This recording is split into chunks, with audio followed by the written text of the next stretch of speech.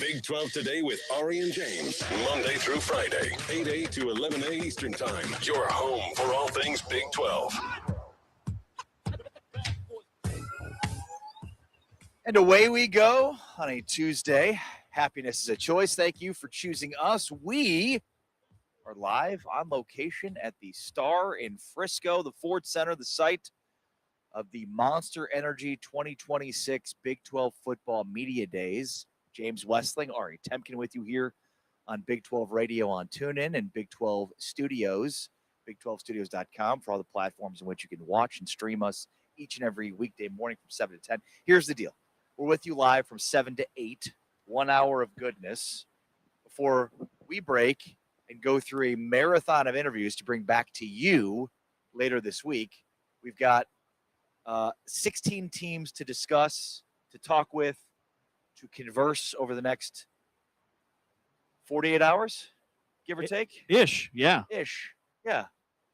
And so we'll be live today and tomorrow, 7 to 8 here from the Star. And then later on this week, you can hear every one of our interviews on Big 12 Radio. In fact, you could spend the next 2 weeks listening to all these interviews on Big 12 Radio. It's a lot of people.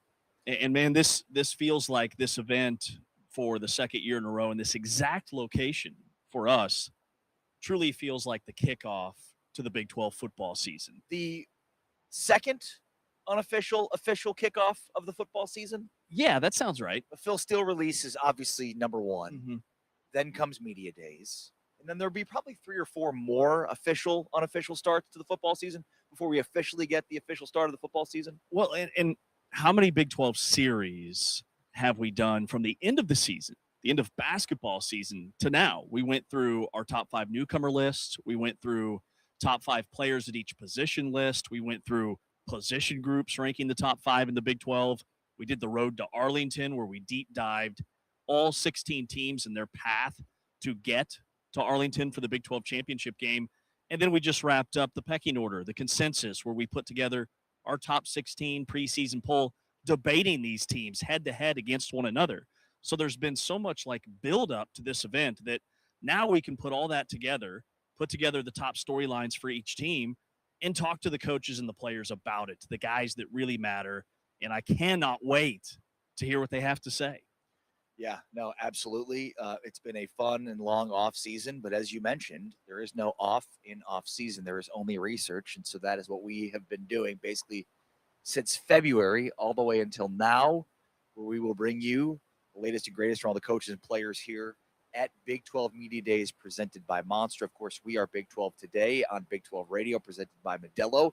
Great to have you with us today and every day here on your home for the Big 12 Conference. If you've never followed along, make sure to subscribe, download the TuneIn app, and, of course, make sure you're subscribing on YouTube, Roku, Amazon Prime Video, or wherever you get your Big 12 studios. All right, we've got 16 teams, but 8 are going today. And so I figured let's start the day off right. All right, we've been talking about these teams all off season. Let's go through just kind of narrative one-liners. As I mentioned, each team, just give me kind of the first thing that comes to mind when talking about these teams, okay? You game? I was born ready. Where do we start? There you go. You were almost born ready. Arizona State. Arizona State, I would say it starts with who's going to be their quarterback. Has Cutter Boley locked up that position? And then Arizona State has, like, year one Kenny Dillingham roster turnover. So those are the 2 big headlines for me is how do the transfers look? Who's here that's new to the roster? And then who's their quarterback going to be this season? All right, let me go through the rules again. Just a one-liner. I'm not looking for a paragraph here. QB1 would have been very sufficient. QB1. QB1. Listen, I love it. I love your energy this morning. Ari, fantastic. Save it for the interview. This is my moment. I will not be denied. I'm still trying to recover from Taman stealing my polo, which he's wearing today. Taman, I spent hours last night hunting for that polo that you have on today. I thought, man, I've got a nice pair of pants to pair with this light heathery gray Big 12 polo. Oh, yep. The gun's on display. And here you are with this old raggedy black and white Big 12 polo. Yeah, barely matches my pant and sneaker combo. Doesn't and I match. thought, son of a gun, I think Taman still has my polo. James, you like to use the term stole. I like to use the term borrow. It's just a long loan. Okay, I'm paying it off. Repurposing. Didn't the Exactly. league bring you polo? You are a polo bandit. And I'm wearing the other one Polo- tomorrow. A polo outlaw. You have two of my polos? I No. knew my polo collection felt thin. Taylor McHarg, who's going to be joining us, asked us if he could borrow one of our Big 12 polos, and you and I both were like, I got quiet Just real quick. I ask said, the- Taylor, I think I've got two left. I don't know where they've gone. I don't know if my washer and dryer ate them. Come to find out, it was tea chains with the appetite. Yeah, absolutely. All right, we're moving along. It's the one-liner narratives for each team as we head into Big 12 Media Days here, presented by Monster. UCF, All right, let me try this again. Arizona State. Okay, we did Arizona State. QB1. QB1. Yep. Who is QB1? Yep, that was also that's a consensus right there. Yep. UCF. UCF, Alonzo Barnett brought in to fix arguably the league's worst offense. Okay, I like that. Yeah. Okay. That's my sentence. You kind of left off a few words there, but that's okay. I only get one sentence. Okay? I only get one sentence, and you didn't say it had to be grammatically correct. I did not. Okay?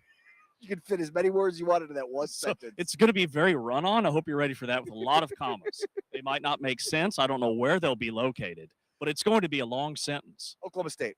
Oklahoma State, Eric Morris era begins with a roster full of North Texas transplants, 17 to be exact. That's in parentheses. The North Texas Cowboys.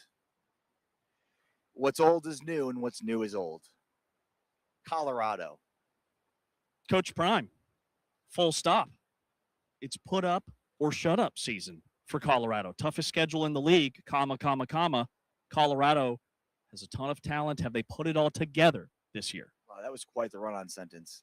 Here's mine for Colorado. Are you ready for the Louis Scudero era? The Scudera.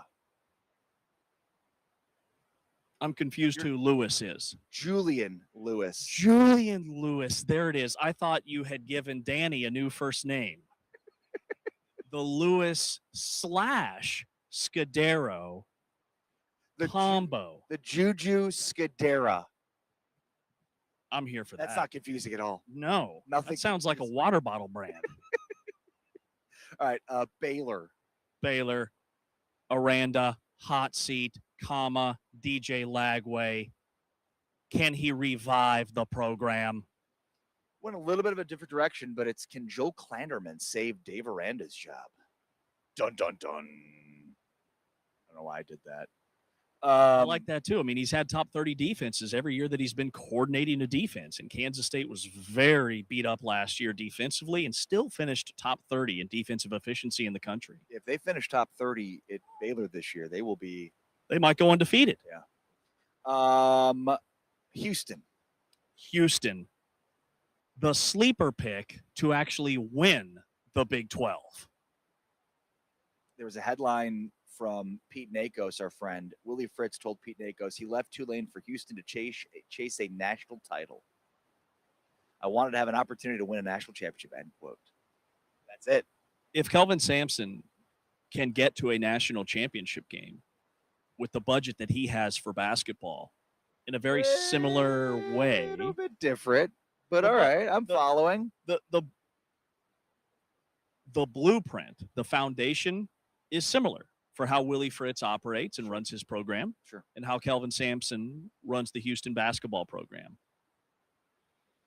Yeah, I would say is this the year they take the next step? Question mark for Houston. Mhm. Like, what's the next step? Well, they won 10 games last year. This is something that Willie Fritz does and has done over the course of his career. You take over a bad program that wins 2 or 3 games year one, and then 9, 10 wins year two. You're off and running. Well, and super excited to kick off the day with Houston because somebody asked me yesterday, how would you identify Houston?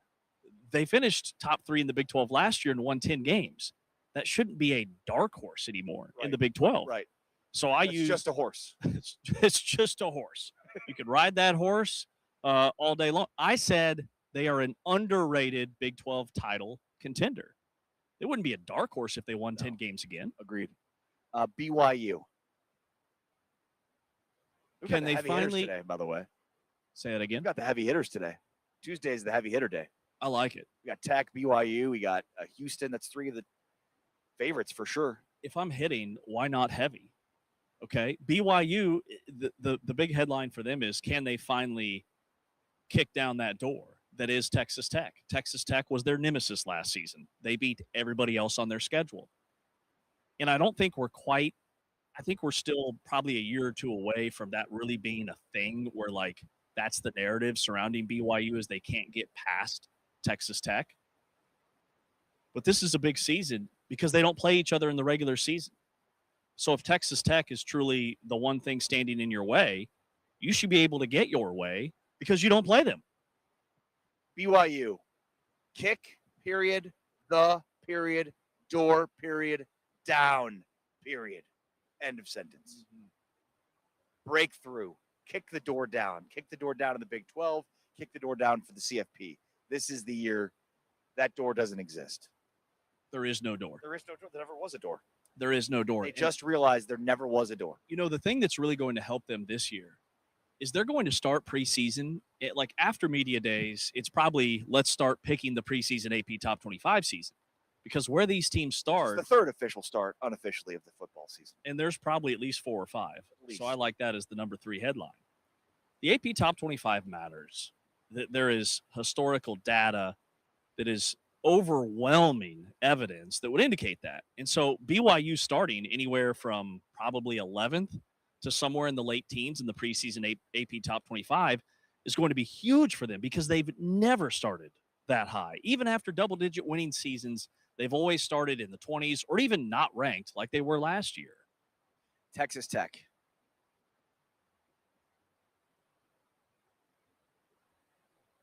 Do I go with the obvious, I don't know what you're talking about. or do I throw a curveball into the mix? Ooh.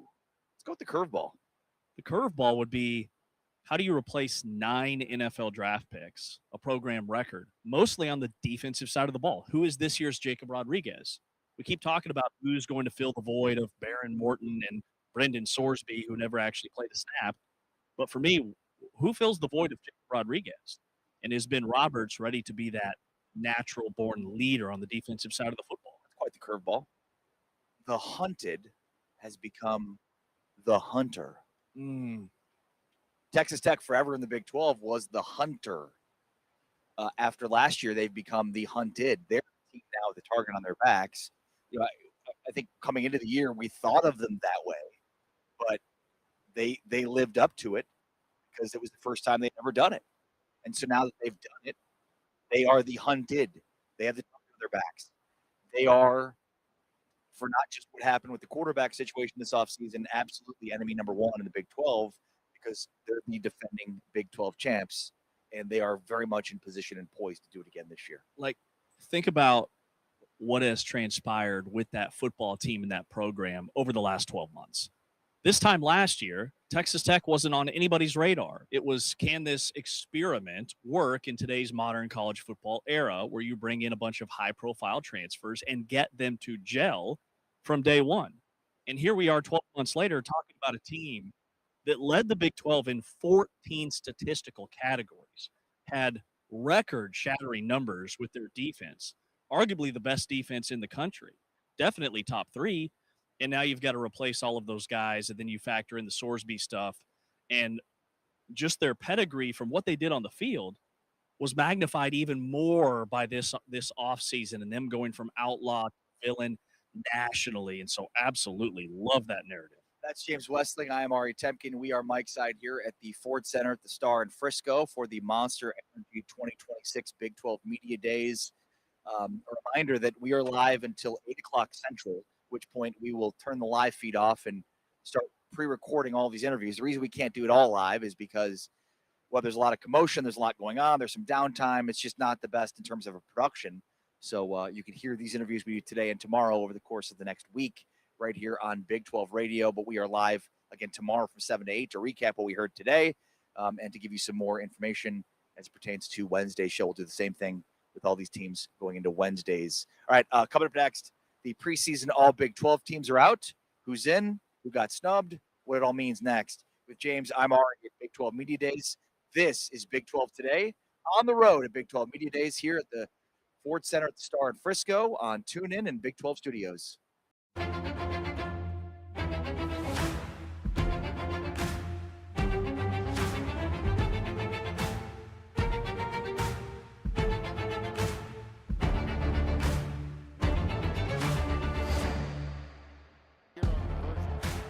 Jackson's in trouble now. David Bailey, he is a sack machine. Third and 8.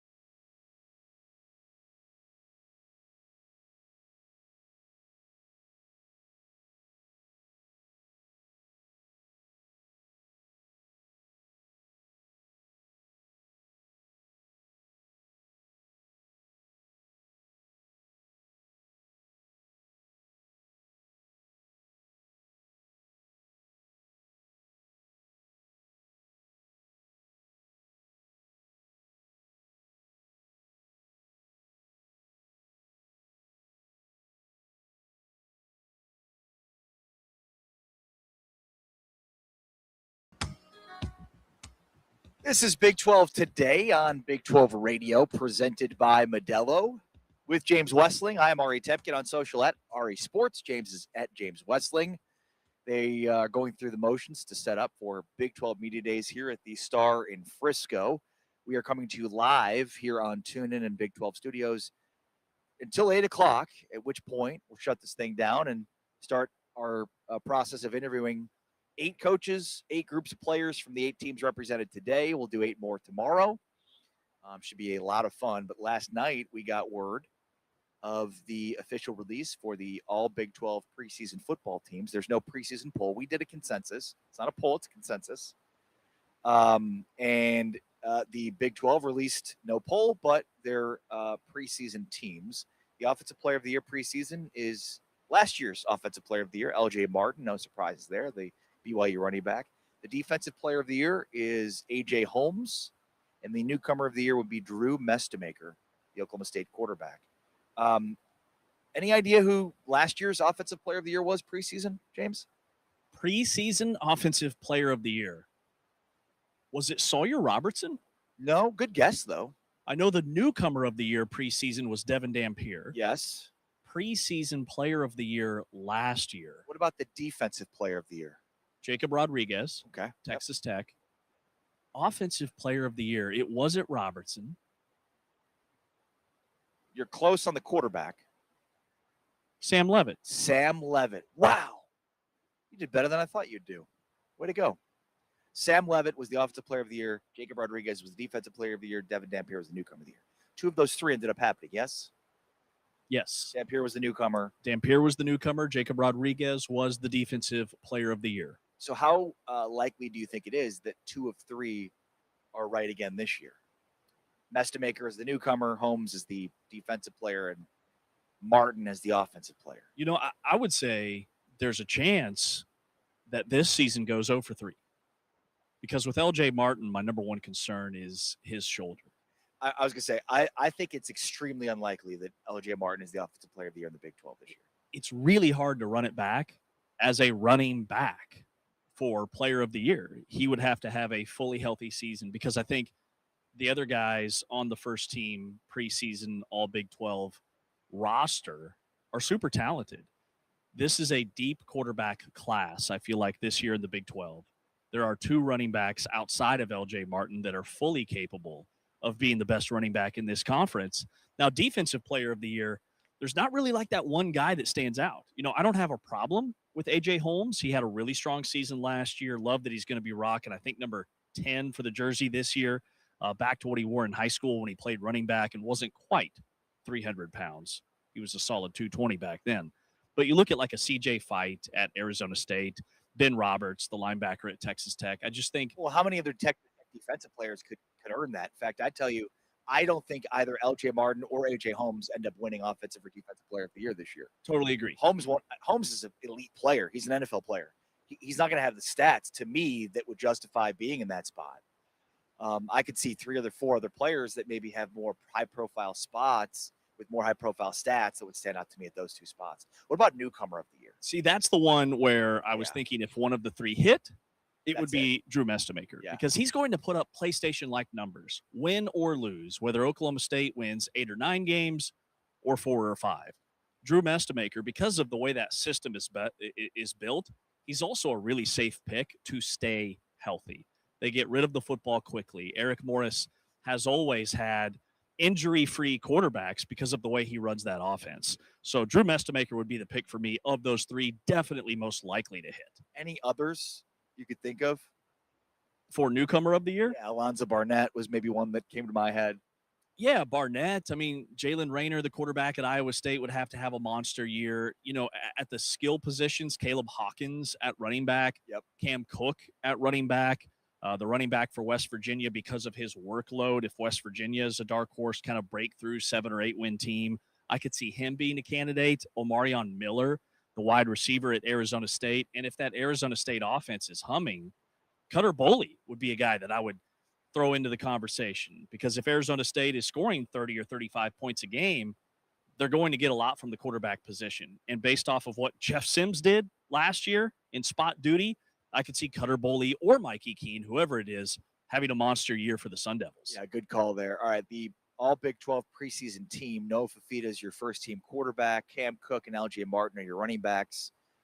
They still do a fullback, despite few teams actually playing with a fullback. That goes to Caden Luke, the fullback at West Virginia.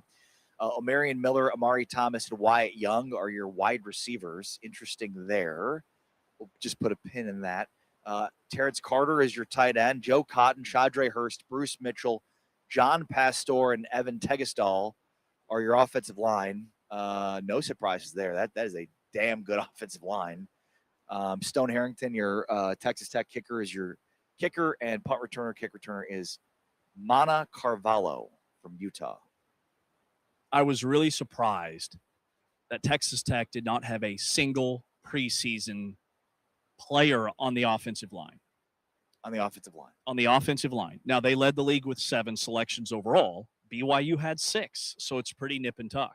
But on the offensive line, not a single Red Raider. And Sheridan Wilson returns for them, their anchor, their center, who did not allow a single sack all of last season, graded as one of the best centers in the country, according to Pro Football Focus. And they've got 2 other returners from last year's team that dominated the Big 12. Also a little bit surprised that Cam Cook got the nod at running back over Cameron Dickey. I mean, think about what Cameron Dickey did last year for the Red Raiders. And for a newcomer to land in that other running back spot alongside LJ Martin, that was really surprising to see. Especially when you could certainly make the case for a bunch of other players, newcomers, Caleb Hawkins, someone you've talked about that comes in with a ton of fanfare. That was actually, to me, maybe most surprising as well about wide receiver. I thought maybe Danny Scudero, again, as a newcomer, what he's done, maybe should he have been in over Wyatt Young or Miller. Amari Thomas makes sense. He was leading receiver in the Big 12 last year. Like, that one makes a ton of sense to me. And I just wonder if Danny Scudero from Colorado is a guy that maybe should have snuck in as a wide receiver there. Well, all he did last season was lead the nation in receiving yards. So he's definitely underrated in terms of what he did, but he did it at San Jose State, whereas Wyatt Young, who was the second leading receiver in the country last year, did it in an Eric Morris offense at North Texas that had a lot more games on national television. They were in the college football playoff picture on that final Saturday for the conference championship game before the college football playoff field was selected. So I think that just the pedigree of Young is probably why he gets the nod. But my first thought with the receivers are these are 3 dudes, right? Amari Thomas was the best receiver in the league last year on paper in terms of yards and touchdown grabs. Remember, last year there was not a single 1,000-yard receiver in this league in the regular season. That changes this year. All 3 of these guys, I think, will get to 1,000 yards, and then Scudero and a couple others I could see eclipsing that benchmark. Yeah. All right. On the defensive side, there's the defensive line is CJ Fight, Wendell Gregory, AJ Holmes, Keanu Tanavasa, and Adam Trick are your defensive linemen.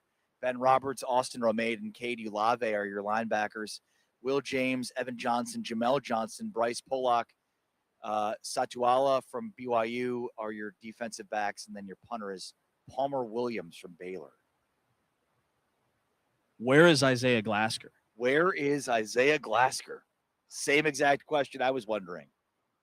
In fact, for a second in my brain, I just paused and thought, is he out of eligibility? No, yeah. Are no, we he's missing something on he's Glasker? very much back and very much not on this list. In fact, he was passed up by a newcomer in his spot, And his teammate, Cade Ulave.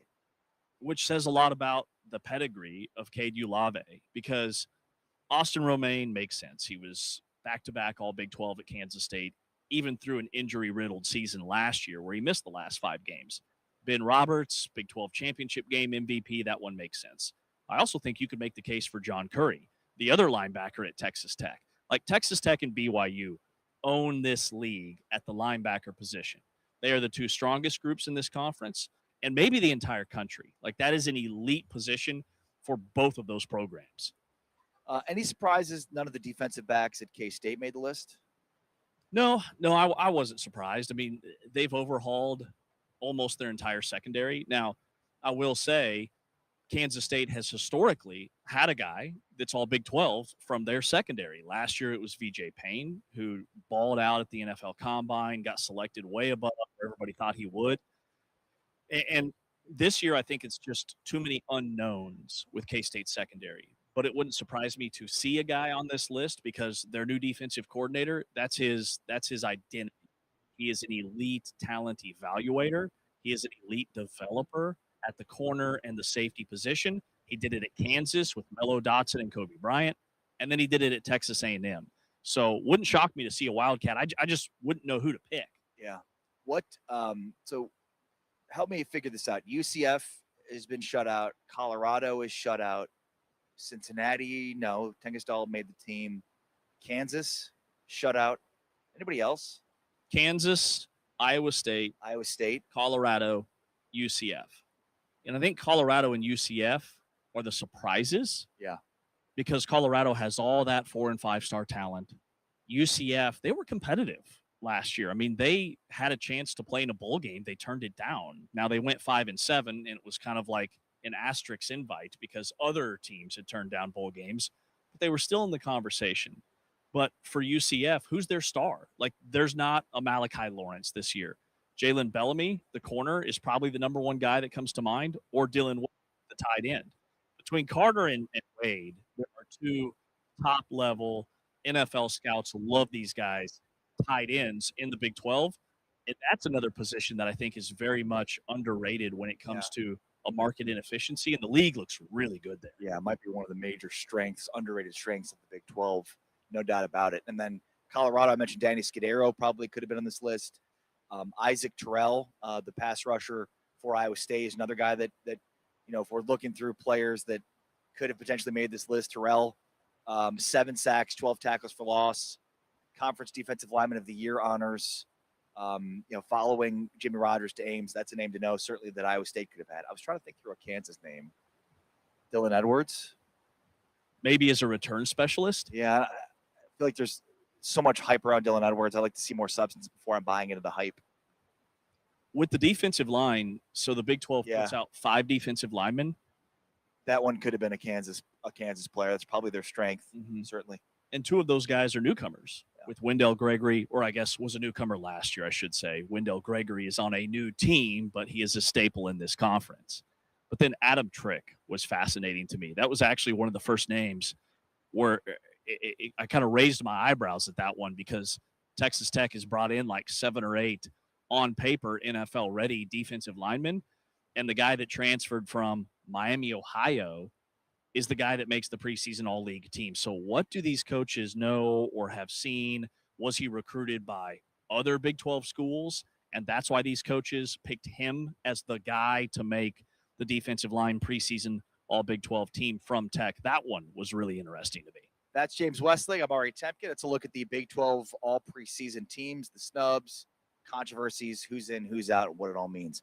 All right, on the way next, Taylor McHargue, who's going to be with us here at Big 12 Media Days. We'll get his thoughts on what's about to transpire in the season ahead. With James Westlake, I'm Ari Temkin. It's Big 12 Today on Big 12 Radio, presented by Modelo. Heard on TuneIn and watched on Big 12 Studios. Up to the field side here. And he's home again. Changing up the look. The result is the same for David Bailey. 56% on the year on conversions. Jackson's in trouble and down. David Bailey, he is a sack machine.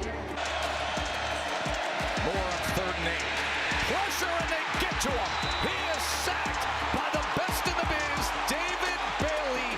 14 and a half sacks now on the season.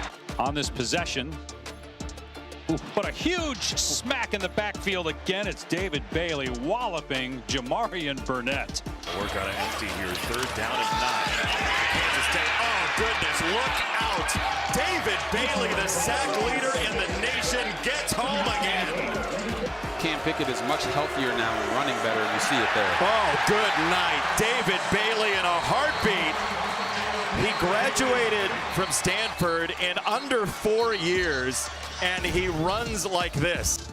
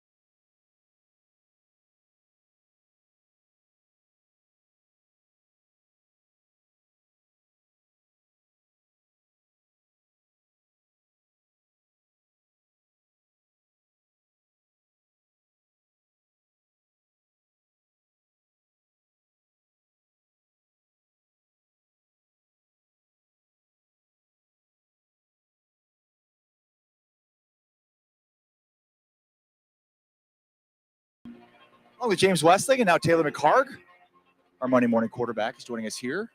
Mike Side, star, the Ford Center in Frisco for Big 12 Media Days, as we're getting ready to talk with all the coaches and players. 8 today, a group of 8 tomorrow. Should be a lot of fun as we get to learn a lot about these teams. What are the big stories for you, Taylor? Man, there's some, I think the regime changes for a couple of these schools. I think about Utah, a school where what we knew with Coach Whittingham for forever, having a change there. And then, also some of the schools like a West Virginia, like a UCF, year 2 with a Scott Frost or Rich Rodriguez. I think that the things that we know, right, we know Texas Tech. We know Texas Tech is going to have a very good fit. We know all about the issues at quarterback and what's going on there in the offseason. But I'm interested in sort of that middle tier. Think about a Jimmy Rogers as well at Iowa State, a guy that we've had some with ESPN in the FCS playoff, and who he was in the program that he had built at South Dakota State. What can he do in his first year, bringing over Jalen Raynor at quarterback? I mean, the dude wins. Yeah, he goes in a million different directions right now. Well, and Rogers is interesting too, because we talked to him and it was like we talked up his 6-6 year at Washington State last year, and he was like down on it. Like his expectations are much higher. We were like, it's amazing you threw together this roster and got a 6-6 season. He was like, yeah, it was disappointing. It's like, no, it wasn't. If he does that here, that'd be insane. Well, especially with the turnover at Iowa State, and this is in this day and age, right? I mean, it's similar, with Colorado in first year with Coach Prime. Anytime there's a regime change, you expect about half the roster to turn over. I think getting Jalen Raynor, a guy that's played a lot of college football, that was big. Just to have somebody where you're not breaking in a freshman or a young guy that hasn't had a chance to play before. But, Iowa State, there's so many new pieces, so many new faces. But Jimmy Rogers is a guy that I think a lot of us, anybody that's covered him or seen his teams, you mentioned Washington State, but, man, going up to South Dakota State and seeing them in the playoffs and what he had built and the culture they had instilled, I'm a Jimmy Rogers fan. Yeah. Well, you noted that you covered some of his games when he was at the FCS level. Like being on the other side, announcing these games, I find it really cool to see these guys kind of from where they were born in a lot of ways, like an Eric Morris at North Texas and Jimmy Rogers at South Dakota State. And then to see them here on this stage, it's just fascinating to see the dynamics when you have kind of a behind-the-scenes feel for how they operate their program. So those two guys in particular, very different in their style and just how they do things. And that the best ones, they don't change even when the school or the competition increases. And I think the best example of that, maybe in the entire conference, is Willie Fritz. Has won everywhere he's been, going all the way back to his junior college days, Sam Houston State, Tulane, obviously, and then now gets ahead of schedule, gets Houston to 10 wins a year ago. And, I think Eric Morris is going to be a great example of that. I think he knows who he is, has a ton of confidence. And that's another one. I should have mentioned them. There's 16 teams. I can't say everybody. No, I mean, but right? It's a lot. He's Eric Morris. I remember him from Incarnate Word days, and he's the same guy still. And I think that's going to be a huge shot in the arm for Oklahoma State. Yeah, well, and the other side of that is just the end of an era, right? I mean, Kyle Whittingham wasn't in the Big 12 that long, but he was at Utah forever. Mike Gundy. I mean, he and Whittingham are the longest tenured coaches in college football. Whittingham's still coaching, Gundy's not, but those two guys to go out basically from the Big 12 in the same year is huge. Chris Kleiman wasn't at K-State that long, but he feels like an extension of Bill Snyder. I know that Colin Klein is too, but that's new. And then Matt Campbell, like very quietly, one of the more long tenured coaches in the Big 12. And now two of those guys are coaching high-level Big 10, Penn State and Michigan.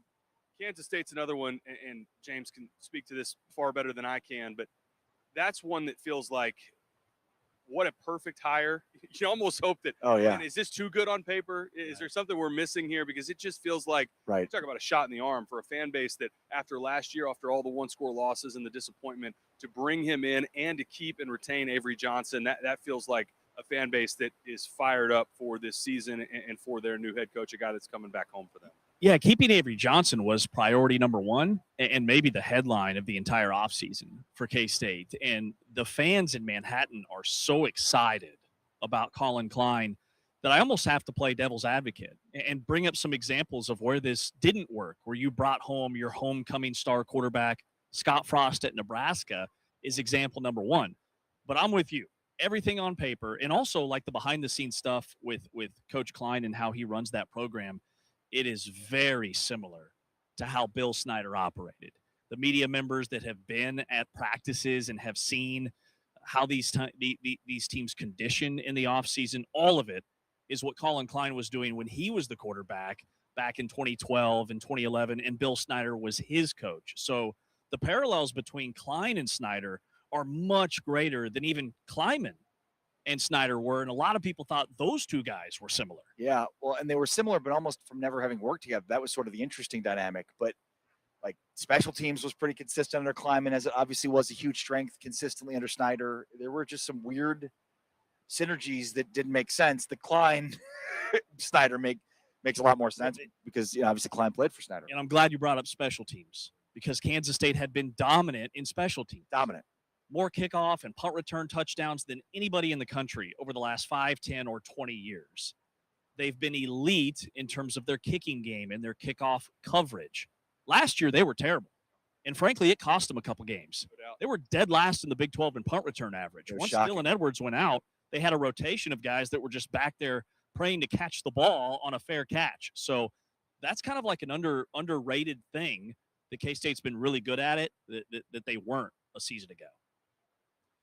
All right. What about the Texas Tech quarterback situation? How tenuous is it in your mind in terms of their ability to win the Big 12 this year? I went on CBS last week, and they had me fill out the full schedule. And I said, regardless of who's at quarterback, I had them going 11-1. I think this defense – yeah, their schedule – yeah. And we're going to talk a lot about this over the next couple of days, but I think their defense, despite – David Bailey and Jacob Rodriguez moving on, I think this defense might be better this year. Wow. And they don't play, behind Texas Tech, who's the odds-on favorite to win the league, according to Las Vegas. The next three teams that have the best odds, Tech doesn't play them. Mm-hmm. And road tests really aren't very challenging. They play some of the teams that are, again, preseason. Who knows what we know here, but they're towards the bottom as well. So I think this combination of the schedule and defense, I think you have – that month of September where you're going to see a few different guys. I would expect to see at least 3 quarterbacks play in the month of September. And you're trying to build towards that Friday night game against Houston in, believe it's week 3. That's really what you're building towards if you're Texas Tech, just trying to figure out who your guy is going to be by the time you get to that game on Friday. What do you like from Will Hammond, what you've seen from him? He's a dynamic player. He's a good athlete. I think the thing a year ago, he was probably a little ahead of schedule. It would have benefited him to just be able to be in a true backup role and obviously stay healthy throughout the rest of the season.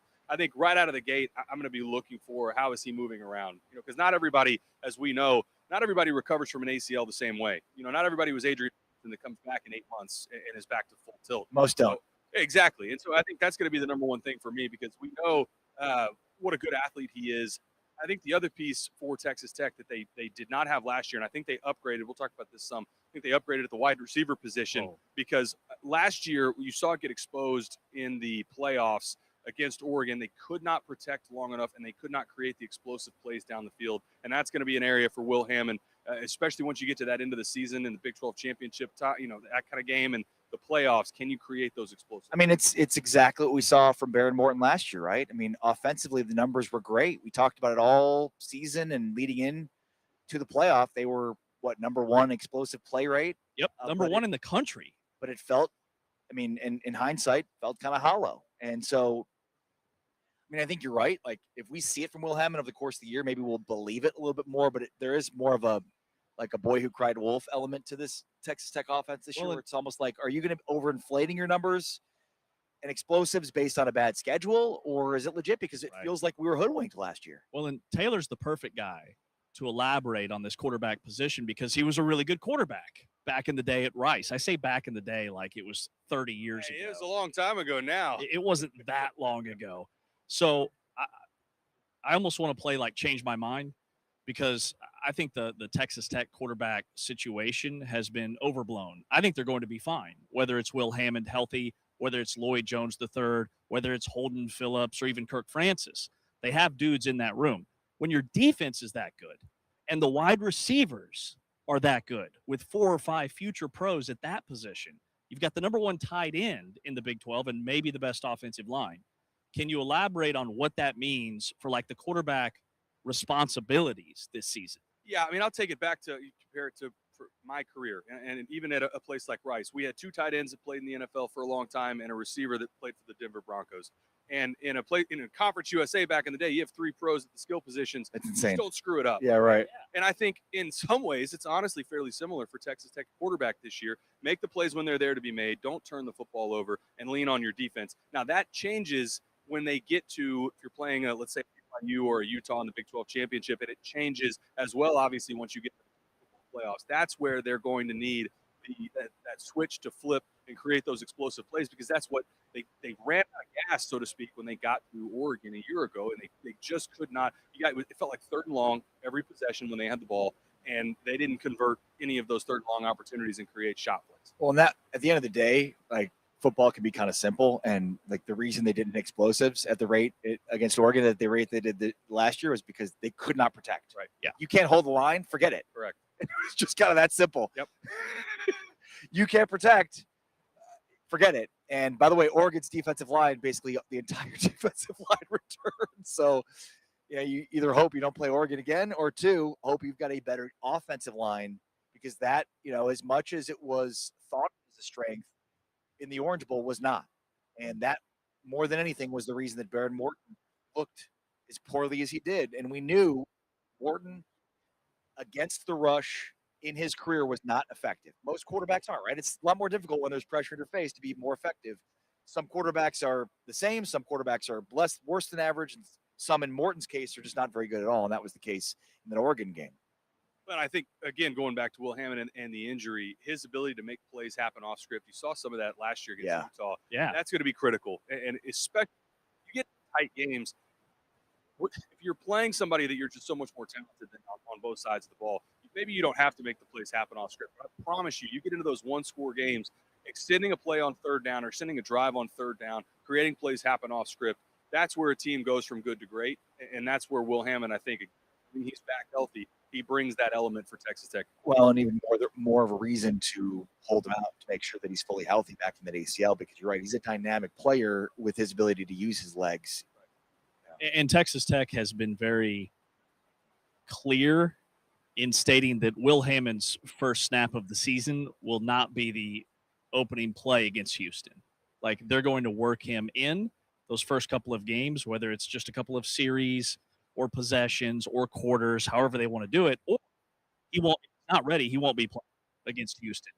And you mentioned Houston earlier. See, that's a good question, though. How ready does he have to be? Because on the one hand, you could think of it from Texas Tech's perspective and say, hey, if you lose the Houston game, you're still in position to beat them again in the Big 12 championship game. Right. Can you play it like that?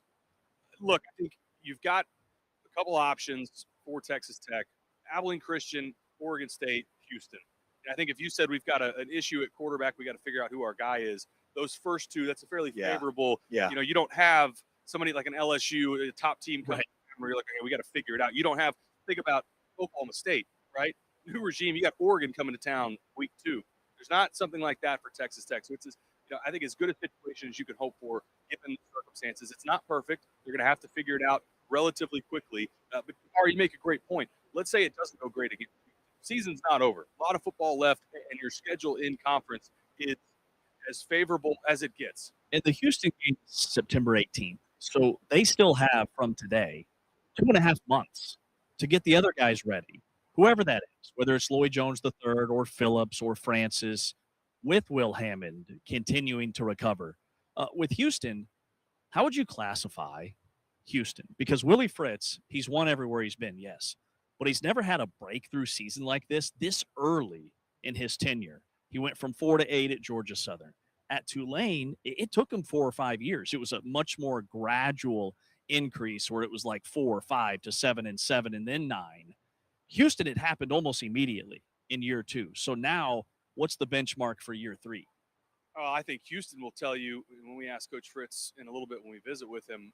I think he'll tell you that they have championship aspirations. You bring your quarterback back. They improved on the offensive line. I think that's the one area from a year ago that they really needed to get better. We had them in week 1 against Stephen F. Austin, Thursday night, opened the season, and they were struggling to protect. And that was something that was kind of a theme throughout the season, was kept waiting for that to get better. And I'm not sure that unit ever fully gelled.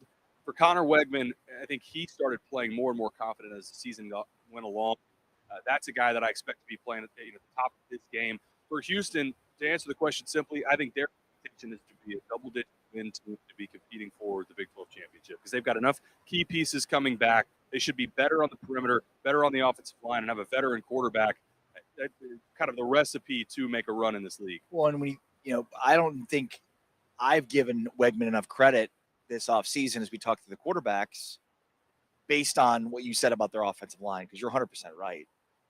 If their offensive line held better, who knows what his numbers would look like. I mean, his numbers were great last year without the ability to be consistently protected.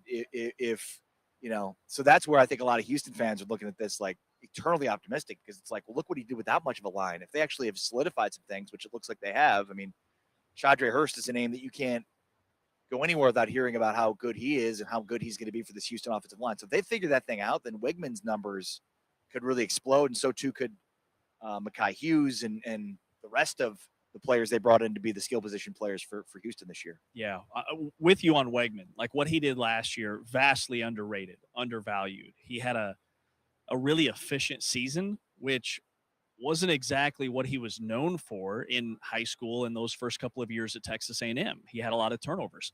Last year, Willie Fritz had him poised, under control, and so this year could be really exciting for Houston.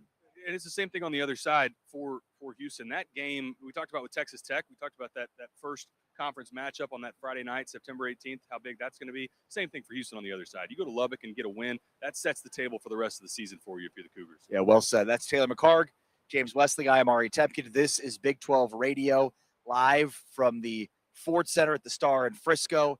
It's the 2026 Monster Energy Big 12 Media Days, and that's going to do it, at least for our live coverage for right now from the Star. We'll be back tomorrow morning at 7 a.m. to recap everything we heard today and then get you set for Wednesday's action with 8 other teams. But for now, we're out. Peace. On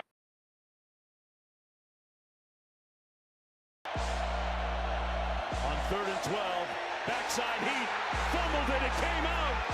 Ball's on the ground. Cougars recover at the 5. Big hit by Jack Kelly. 3rd and 16.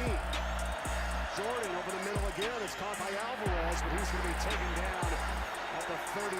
It's to the holder. Here's the kick. It's blocked. And BYU trying to run it back here. Jack Kelly, who just made the defensive play. And now he does this. Pressure coming from Kelly. Dampier hit and down he goes. Jack Kelly may have sealed it for BYU. Inside pressure on Hauser, and he's dropped. Jack Kelly, it was just a matter of time. This season getting worked on here. Backside pressure. Hauser feels it, will not get away. And that is number 2 for Jack Kelly. On the draw, dangerously close to being a safety. Micah Ford hit by who else? The ubiquitous, ever-present Jack Kelly. Salter flushed out, being spotted, dragged down at the 38-yard line by Jack Kelly.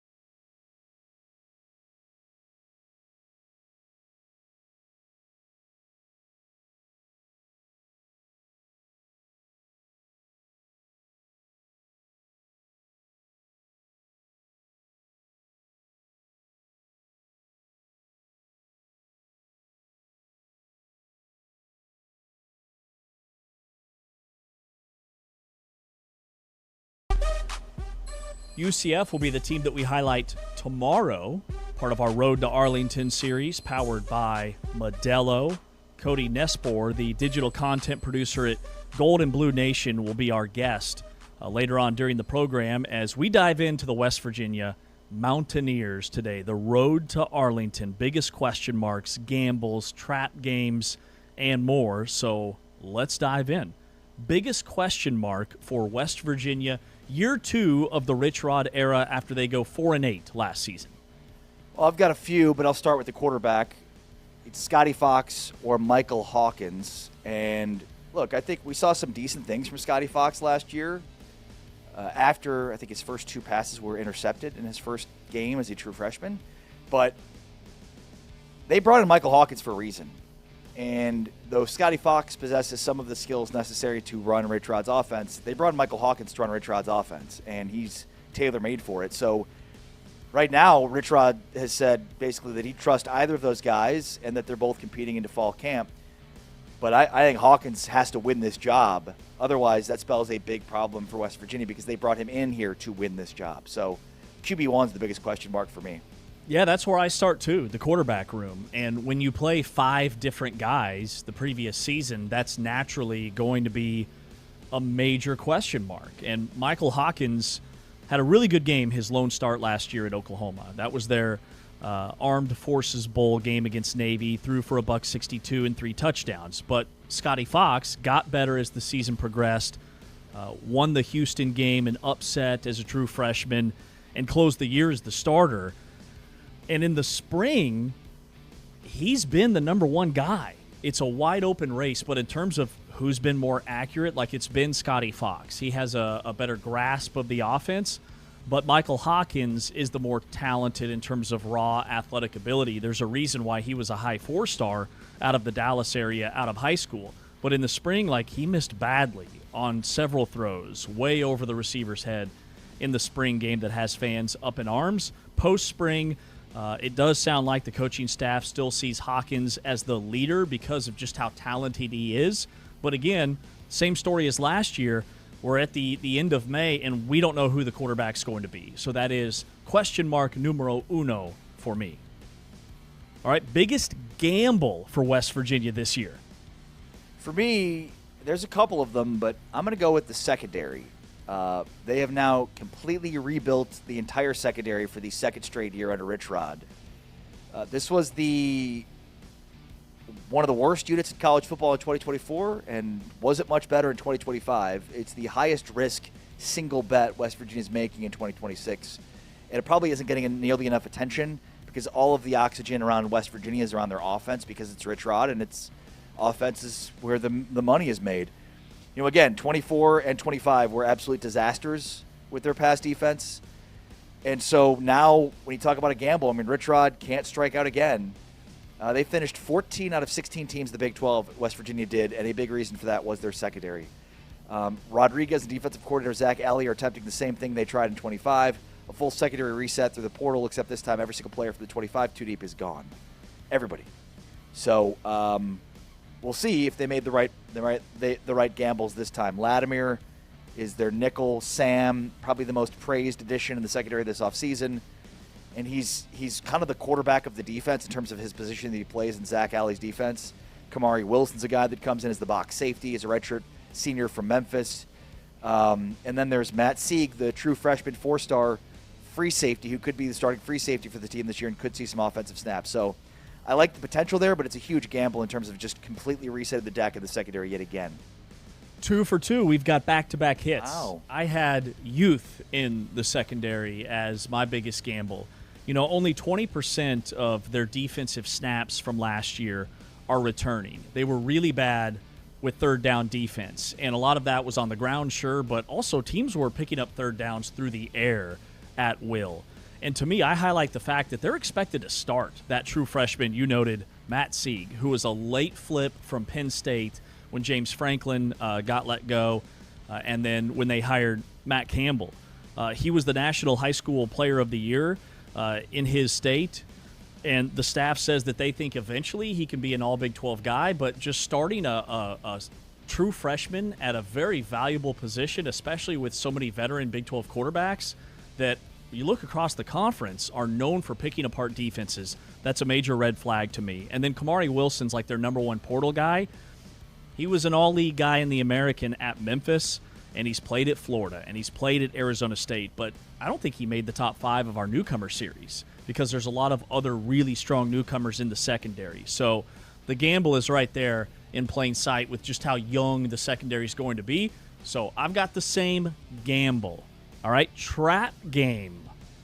Trap game for me, October 17th against Cincinnati. You've got a stretch here with Arizona at home, followed by Cincinnati, and then 2 straight road games at TCU, at Texas Tech. So when you think about 3 out of those 4 games are against teams that figure to be in the top half of the league, including Texas Tech and Arizona that should be in the top 5 of the league, with Cincinnati nestled in between there. That's why it's the trap game for me. It is the one opponent that you should beat out of a sea of really difficult games, including 2 road games at TCU and Texas Tech. So that one could bite you if you're not ready for it. Just confirming that I sent this game to Anthony, our video producer, before the show. We're 3 for 3. Wow. I have Cincinnati as well. And it's because when I look at their schedule, like they open against Coastal Carolina, then they play UT Martin, then they play a neutral site game in Charlotte against Virginia, with Oklahoma State at home to open the Big 12 season. At Iowa State, home to Arizona. There is a path, I think, for West Virginia to get off to a really hot start with Cam Cook at running back, with, we assume, Hawkins at quarterback. Even if it is Fox, they should be much more well-positioned at that position. So I'm with you. I've got Cincinnati October 17th because after that, you've got this big game looming at TCU. That'll be the revenge game for Cam Cook, who started his career at TCU and then transferred to Jacksonville State and now West Virginia. Michael Hawkins, if he's the quarterback, he's a Dallas kid, so he'll have a ton of friends and family at that game and have it circled on his calendar. Those are your top 2 Pat White, Steve Slayton-esque, they're hoping, weapons that have that game circled on their calendar. So Cincinnati at home is my trap game as well. I have a feeling we're also going to have the exact same biggest game here. Okay. But then I think our lists will deviate on the 3-game swing stretch. I could be wrong, but I'm assuming that you also have Texas Tech on November 7th at the biggest game of the schedule for West Virginia.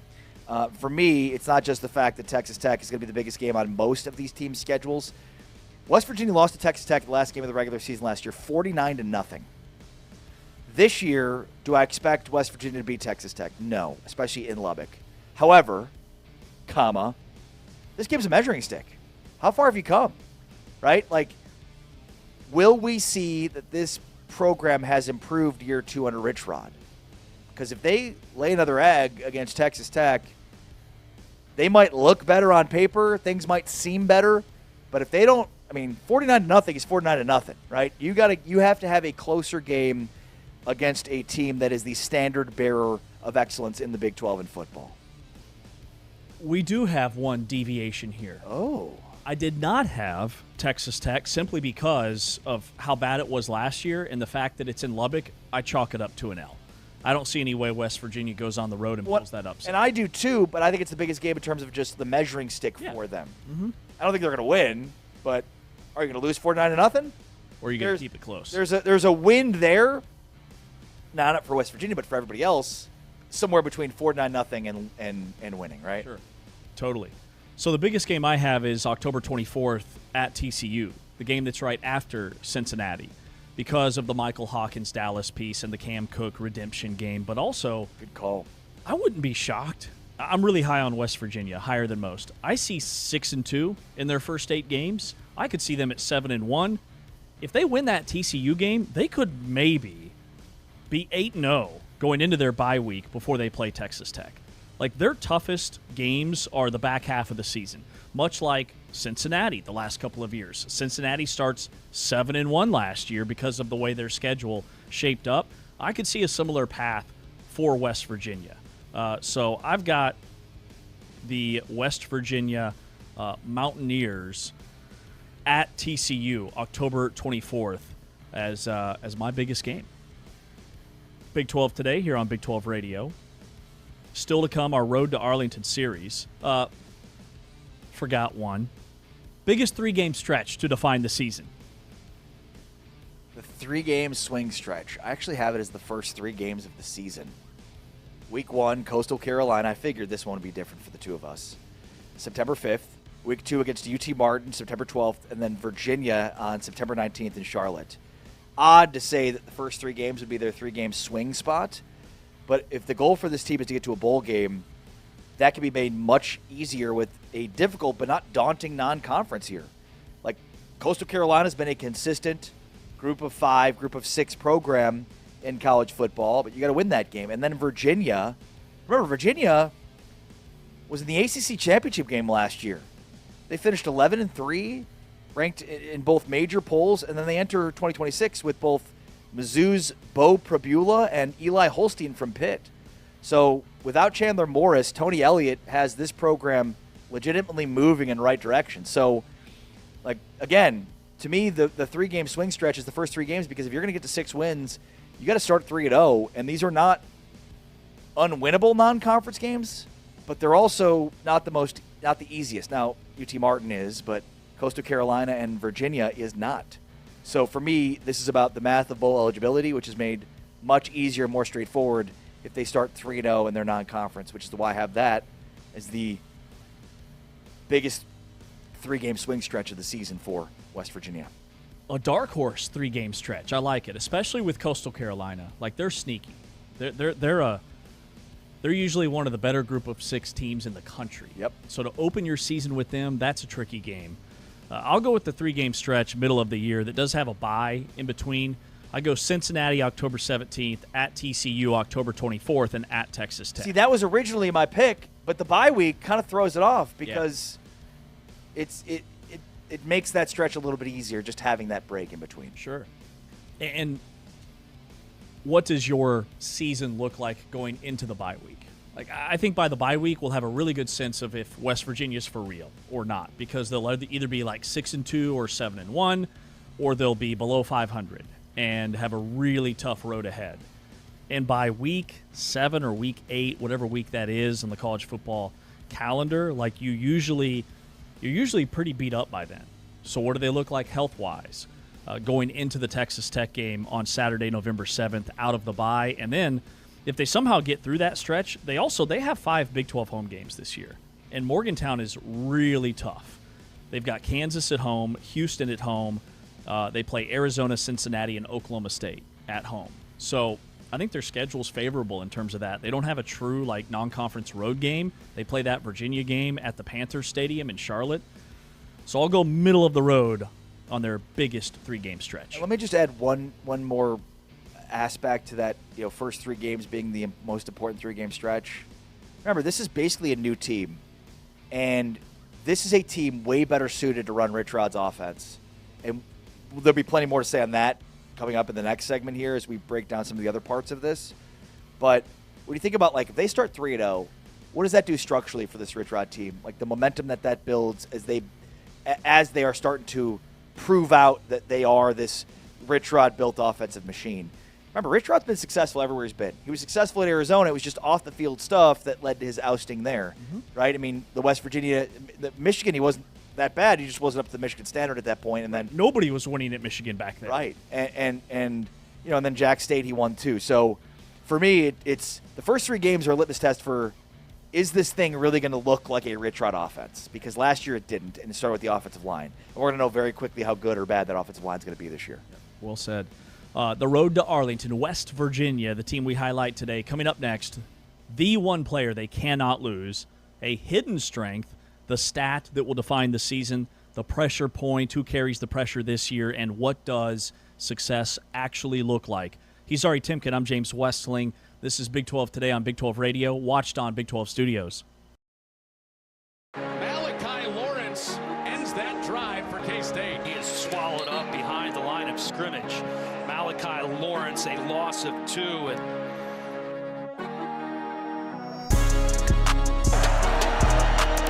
third down and long, trouble on the edge, and they go back to back. This one belongs to Malachi Lawrence. Johnson on a 4th and 6. Scans, backpedaling, going the opposite way.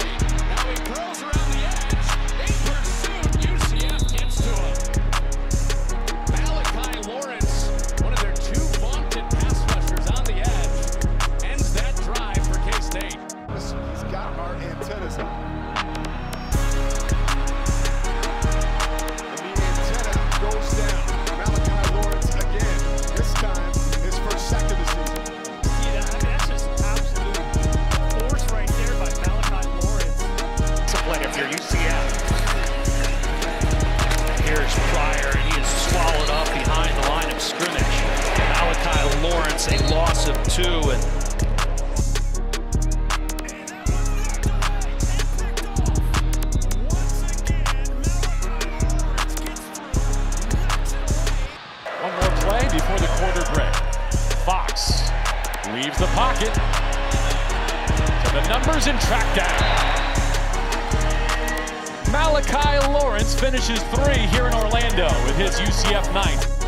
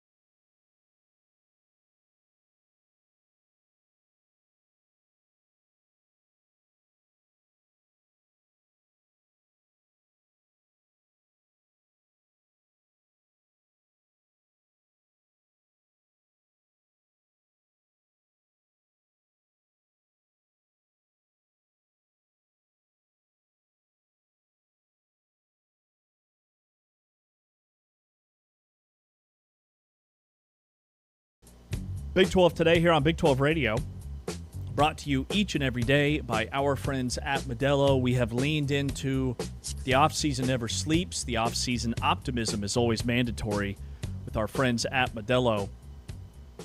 Highlighting West Virginia today, the road to Arlington. He's Ari, I'm James, and we dive into the one player, there's plenty to choose from, but the one player that West Virginia cannot lose this season to have success. Who is it? Cam Cook. Running back Cam Cook. I'm assuming you're going to have him as well. For one, because success in Rich Rod's offense depends on the running game, but also because there's just not a ton of depth behind Cam Cook. I mean, they've got Andre Devine, who didn't play in 2025, Martavius Boswell, who's a JUCO transfer, and then a group of freshmen. They do have Amari Latimer, who's a 4-star running back recruit, but again, it's kind of Cam Cook and a bunch of unproven, questionable guys. So it's Cam Cook because he was leading rusher in college football last year. He's having his second go-around in the Big 12. The first was not very successful at TCU. And obviously Rich Rod's offense, which they think they have the right pieces for, needs a successful running back. So to me, more so than the quarterback position.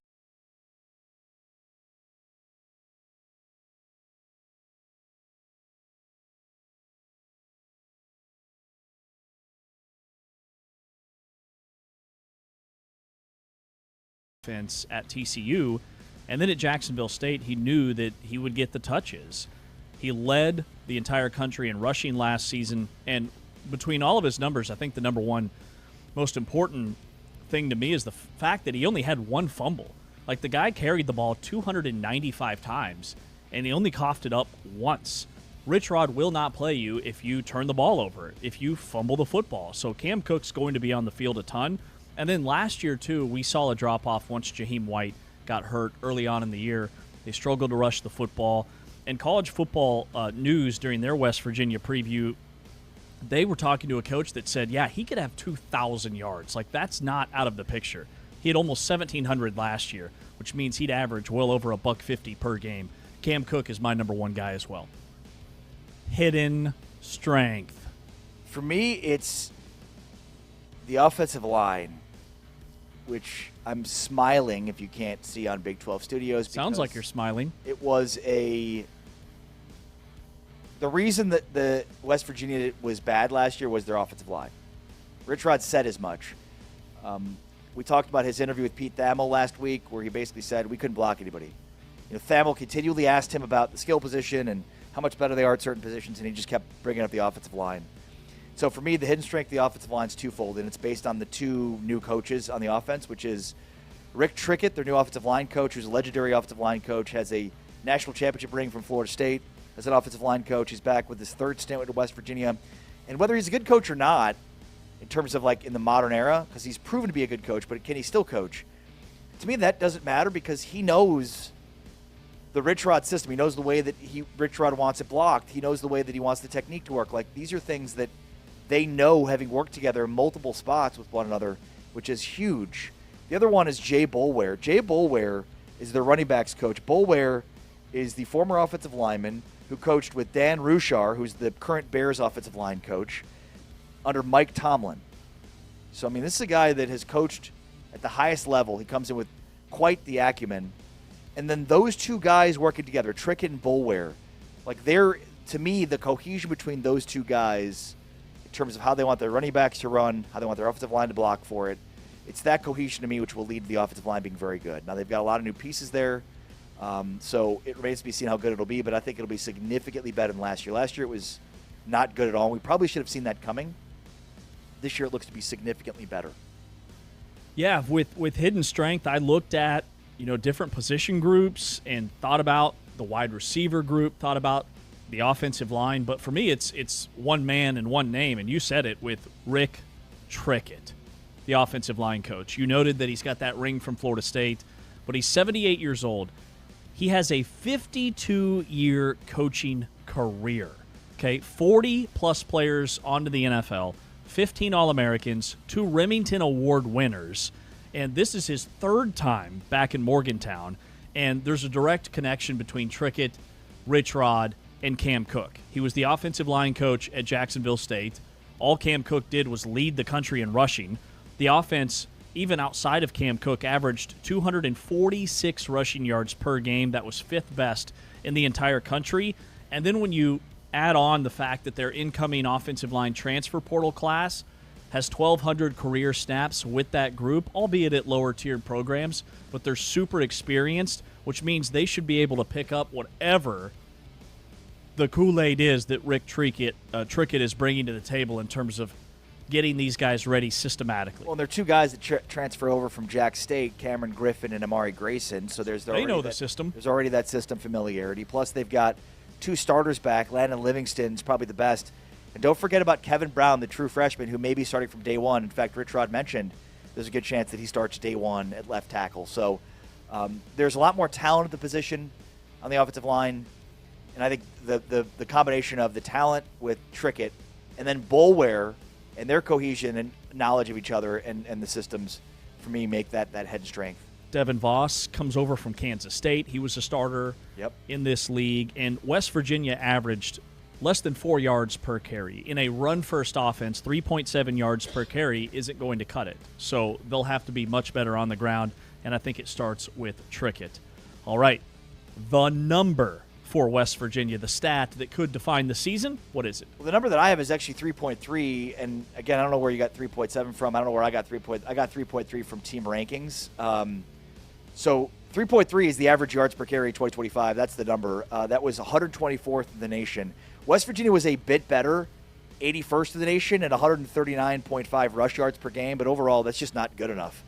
That's bottom third of college football in rushing. And in Rich Rod's offense, like, show me that number and I'll tell you whether or not the offense is working. In 2025, West Virginia was 4-1 when generating 350 yards of total offense and 0-7 when they didn't. So 350 was the magic number, and the run game is the engine of that total. Rick Trickett articulated the entire philosophy in one sentence, quote, "If you can run the football, you can do anything. You can run screens, drop back. If you can run the ball, it's a long day in Bedrock for them, man. Screens open up when the run game's established. Play action works when linebackers cheat up. The zone read threats, it all works." So for me, 3.3 is the number because that's a horrible number on a yards per carry average. They've got to be north of 4, and I'll put it this way. They've got to rush for at least 175 yards per game. So 175 could be the second number. Yep. Yeah, my number is 350. Because last year when they topped 350 yards of total offense, they went 4-1. And 350's not like 400 or 450 like what a lot of teams average in the Big 12. 350 is very doable. When they hit 350, the defense was good enough for them to win games. They went 4-1. When they didn't hit 350, they went 0-7. All 7 losses came when the offense really struggled. And going back to the ground game, like against the best rushing defense in the Big 12 and top 5 in the country, Texas Tech, they carried the ball 22 times and only had 37 yards. They cannot have showings like that this season. So for me, everything needs to be better on the offensive side of the football, which is where Rich Rod's teams make the most growth from year 1 to year 2, which is usually his breakout season. All right, the pressure point before we get to success and what that actually looks like. What is your pressure point for West Virginia? I think in most cases the pressure point is going to be the head coach. In certain cases it might be the quarterback. In this case, though, it's 100% the head coach. Vegas set West Virginia's win total at 5.5. The program went 4-8 in year 1, a second consecutive losing season. Even in a year with 80-plus new players, again, wouldn't result in a firing, but that seat gets hot for Rich Rod if year 2 looks a lot like it did in year 1. And I think the other part to that, too, is forget about the hot seat piece. Are you able to continually get commitments on the NIL front? You know, Rich Rod has long-term relationships in Morgantown, and he's certainly tapped into those in order to maximize the NIL piece. But 2 straight losing seasons, not much momentum. I don't know how much you're going to be able to build on that NIL donor piece. So I think forget about the hot seat part. You know, your hot seat is a product of not having much in terms of the NIL donations, and I think that's where they are if they have another losing season. So Rich Rod even said during his spring press conference, quote, "We don't have messing around money where you can make a whole lot of mistakes," end quote.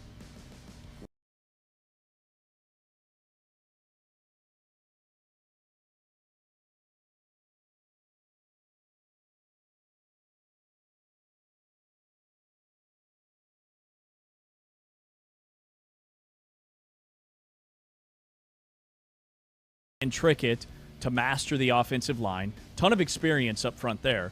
They bring in the nation's leading rusher. They overhaul the defense. Like on paper, they've done all the right things. Yeah. So the quarterback has to deliver. If this is going to be Pat White, Steve Slayton 2.0, that's a lot of pressure on Michael Hawkins, who doesn't have a ton of experience after being a highly touted recruit. So whether it's him, whether it's Scotty Fox, whether there's injuries or a quarterback rotation, however they do it, that room has to be rock solid for West Virginia to have success. And speaking of success, what does success actually look like in year 2?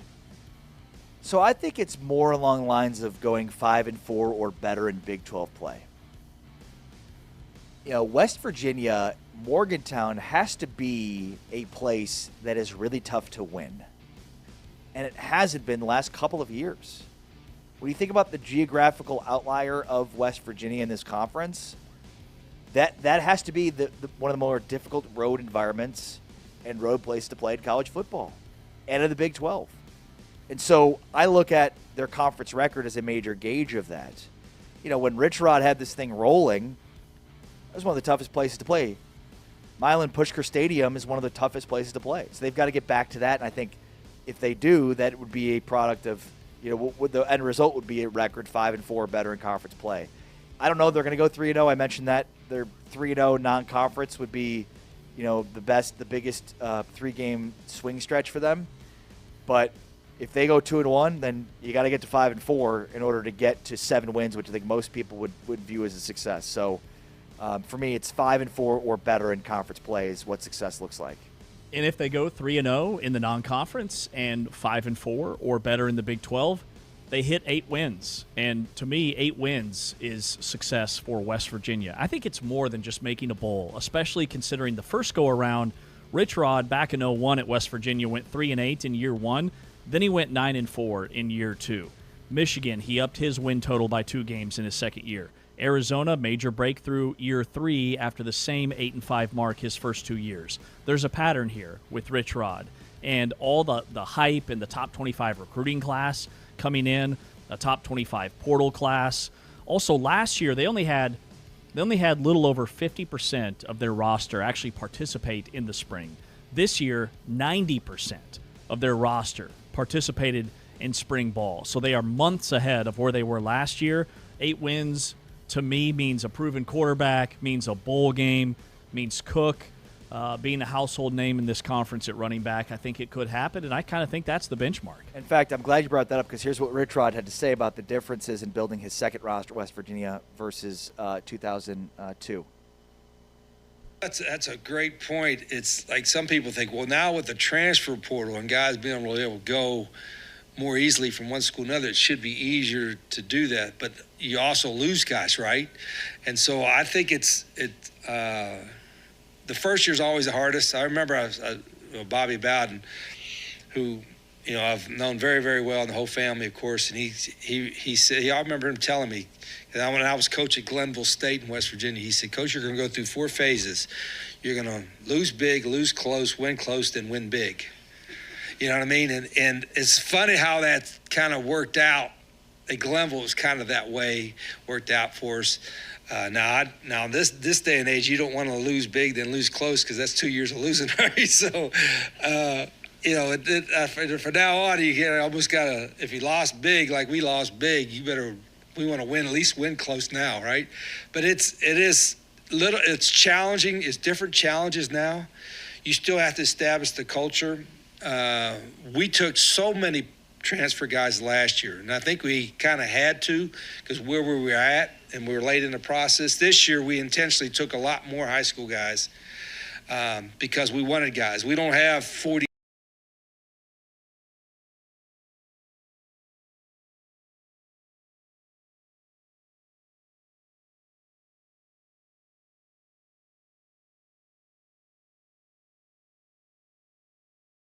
net rankings, which take into account who's left and who's coming in, gives West Virginia a top 20 transfer portal class in the country. And just to put that into perspective, Oklahoma State, because of all the guys they lost, is 26th in the country. So West Virginia, the guys that are coming in on paper are expected to be much better. All right, that is our road to Arlington, West Virginia. Is there a path for West Virginia to win the Big 12? Yeah, why they will, why they won't. The path why they will win the Big 12, James, I would say because this is a very unique offense. Rich Rod's offense has won everywhere. It's a pace and space offense, and he's got the hosses to do it now. He's got the right offensive line coach. He's got the right running backs coach. He thinks he's got the right running back. We think he's got the right running back, the offensive line, quarterback. It's a tough offense to stop. It's a very unique offense that you're not going to see week to week, so it's tough to prepare for. So I think that plus, they had huge participation jump in this offseason. 90% were there for spring. This was a huge jump from last year. So this team is way more prepared year 2. They have way more talent year 2. I think most of the country is sleeping at West Virginia. I don't think this is a team competing towards the top of the Big 12, and I'd lean more towards why they won't win the Big 12 championship or get to Arlington. But this is a team that should absolutely be a bowl team. I'm more confident in West Virginia as a bowl team this year than either of, Oklahoma State too, but definitely more so than Colorado. And for me, I think the only path is I'm super confident that the offense is going to be much improved, regardless of who's at quarterback. So that would turn it around to the defense. All that youth in the secondary, the defense is the wild card to me. Do they have to win games 45-42, or can they be better with that reworked secondary and defensive line? Yeah. And then why they won't? Yeah, the defense. You just hit it there. 80% of this, of their defense is portal additions. So these are a bunch of guys that have never lined up together. The secondary is completely remade. The secondary has been very bad the last couple of years. They were finished towards the bottom in Division I in pass defense for the second consecutive year. So it feels like fixing the problem might have been helping their pass rush, and I'm not sure they did enough to do that. I'm very concerned about this defense, and it's a big reason why I think they won't win the Big 12. Cody Nespor, the digital content producer at Gold and Blue Nation, joins us next to cap our Road to Arlington, West Virginia breakdown today here on Big 12 Today on Big 12 Radio, heard on TuneIn, powered by Modelo, and watched on Big 12 Studios. Trigg, the tight end in motion. And a quick slant again that's caught, and look out. Kobe Prentice, his second catch of the early hours of this one in the evening. Yards. The one miscue. Oh, no miscue there. Touchdown, Kobe Prentice. His 6th of the year. Only 17 catches. All he does is catch touchdown. Offset right as Robertson begins his drive. Steps up in the pocket. He pushes vertical. That's complete. Already inside the 30 of Houston. Toyer did a great job navigating that pocket. But watch Prentice on the back end. The route on the outside buys up one of the... We're aided. A bounce from Oklahoma State. Wide open. Running free. Kobe Prentice. Give the man 6. Just speed. We're talking about speed. Nothing to it. Just one right pass. Dylan Smith, the safety, who's just squatting on it. It's something this offense lacks a week ago versus Arizona State. Pass again, this time. Into the end zone it goes. Completion to Kobe Prentice. Touchdown for the Bears.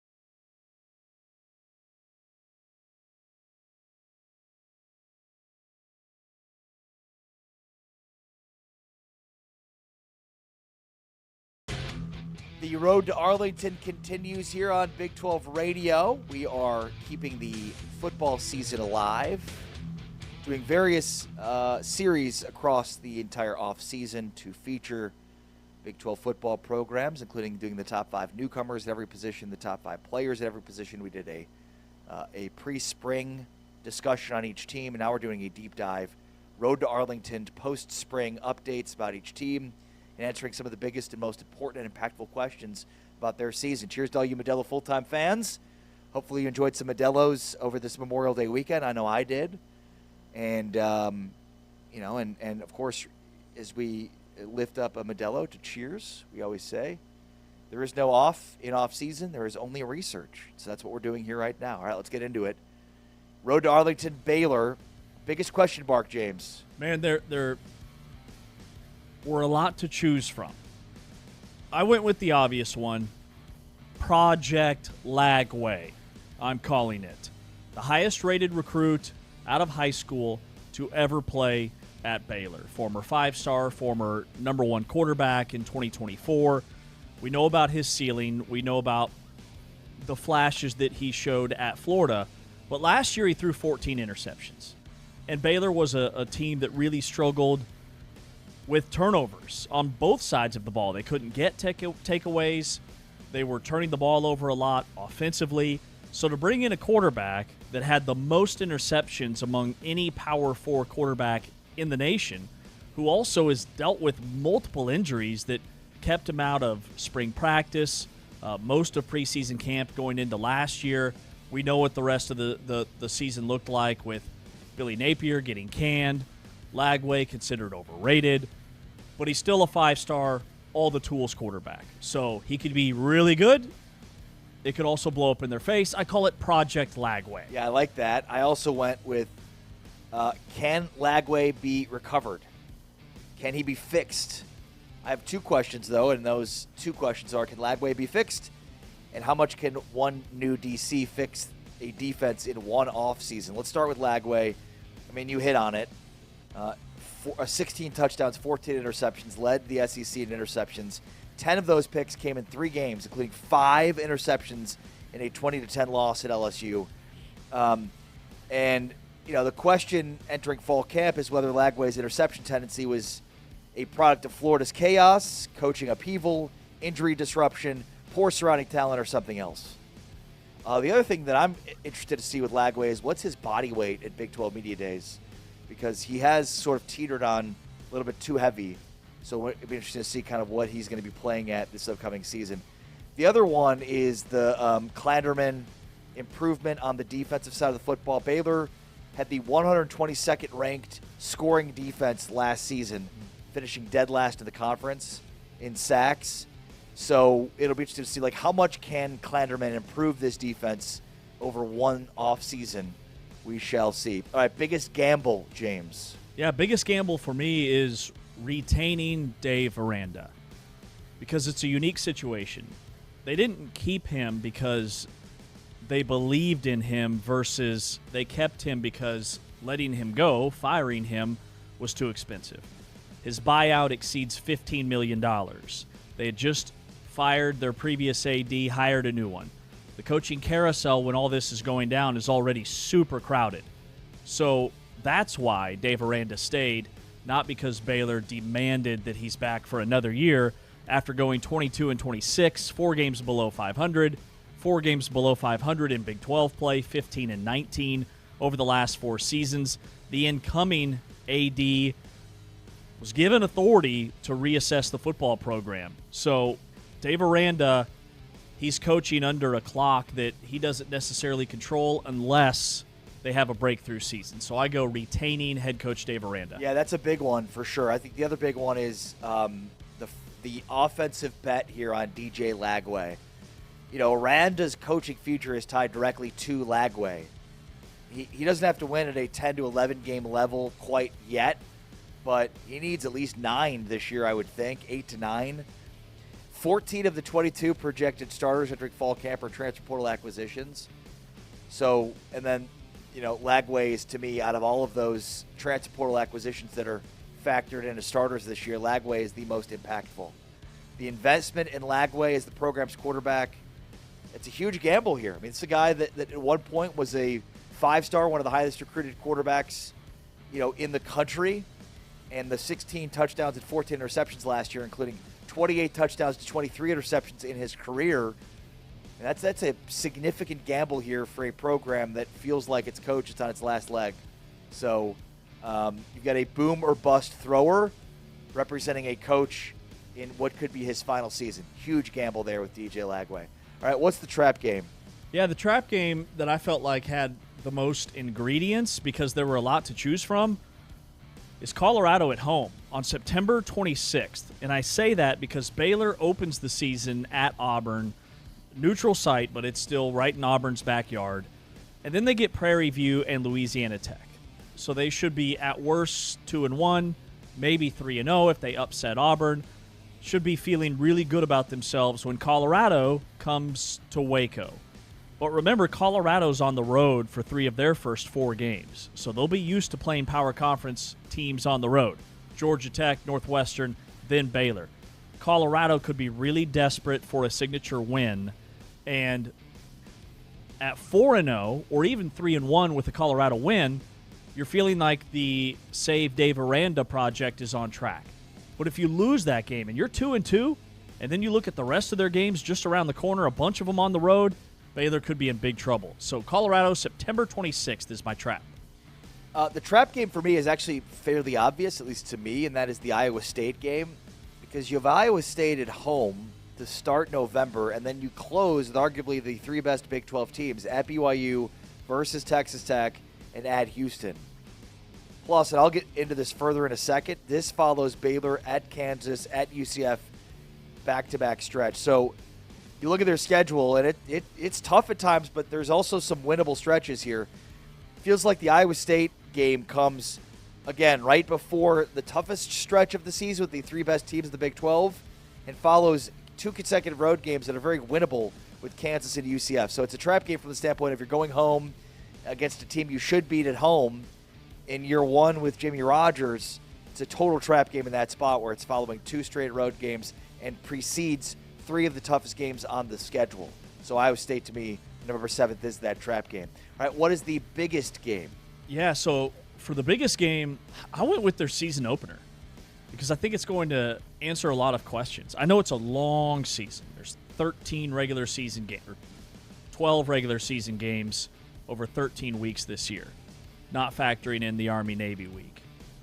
But September 5th, Atlanta, Georgia, ABC, primetime, mid-afternoon game, the revenge game for Baylor. Auburn, remember, waxed them in Waco last year, 38-24, had over 300 rushing yards. Baylor simply could not get off the field. But also, Auburn opens as a 7.5-point favorite, by the way. But DJ Lagway, if there's one quarterback that's going to be familiar with this brand of football, this style, it's DJ Lagway because he's played Auburn as the quarterback at Florida. So I think you win this game and Baylor has a really big story going into the rest of the season. You lose this game, it magnifies the Colorado game a couple of weeks later, and you're playing catch-up from day one. So I had the biggest game right out of the gate against Auburn. Yeah, I also have that as the biggest game as well because it's also a big game for the Big 12. Look, I mean, getting off to a quick start 2026 is really important for Dave Aranda to try to keep his job. Baylor lost at home to Auburn at 25 in the season opener. And I think that set the tone for the entire 5-7 season. Both programs have upgraded or believe they're dramatically upgraded. They both went 5-7 last year, and this is a neutral site, quote-unquote, showcase game for the Big 12, for Baylor. Kickoff at 2:30 on ABC for a nationally televised game. So I just think the stakes are really high. If they lose this game, you think the Baylor feeling is, the fan feeling is, oh, here we go again, same old Bears. And, I just think that creates a high level of anxiety. Whereas if they win it, suddenly it looks like they've turned the page. It's a really big win for the Big 12. So I just feel like this is a measuring stick game for Baylor off the bat, a measuring stick game for the Big 12. It's the reason it is the biggest game for me of the schedule. So I agree with you there. All right, the 3-game swing stretch, James. So swing stretch, I go Saturday, October 24th through one of the games that you had this as your trap game Saturday, November 7th against Iowa State. So the 3-game stretch is at Kansas, at UCF, and then at home against Iowa State. Because 2 of those 3 look winnable on paper on the road. And if Baylor's going to be a 7, 8, 9-win football team, you have to win games on the road in this league. Those look winnable. The only reason I'm not using the last 3 games, which are at BYU, Texas Tech, and at Houston, is by that point in time, it could be too late. If you don't have quality road wins in this league, if you've been upset at home by Iowa State or Colorado, BYU, Texas Tech, and Houston don't matter if you're 3-6 going into those last 3 games. So I go with that stretch before it, KU, UCF, and Iowa State, because I think Baylor needs 2 and maybe all 3 of those to be on the right side of what is Dave Aranda's future. We agree. I have the exact same 3-game stretch. October 24th at Kansas, October 30th at UCF, and then November 7th versus Iowa State. They play Saturday, Friday, Saturday. And look, I think they need to go 3-0 in that stretch in order to have the type of bounce-back season they're expecting to have and to save Aranda's job at the very least. So back-to-back road games are easy to lose, and then they come home before a brutal stretch to close to Iowa State. So I think to your point, like, I don't know how many of those last 3 people expect them to win. I would say if they win 1 of those last 3, they'd be in pretty good shape. But pretty good shape, quote-unquote, so long as they take care of business in the preceding 3 weeks, which is exactly the same 3-game stretch that you and I agree on here. So totally agree. Their schedule is really interesting from the standpoint of some really winnable stretches and then some really losable stretches.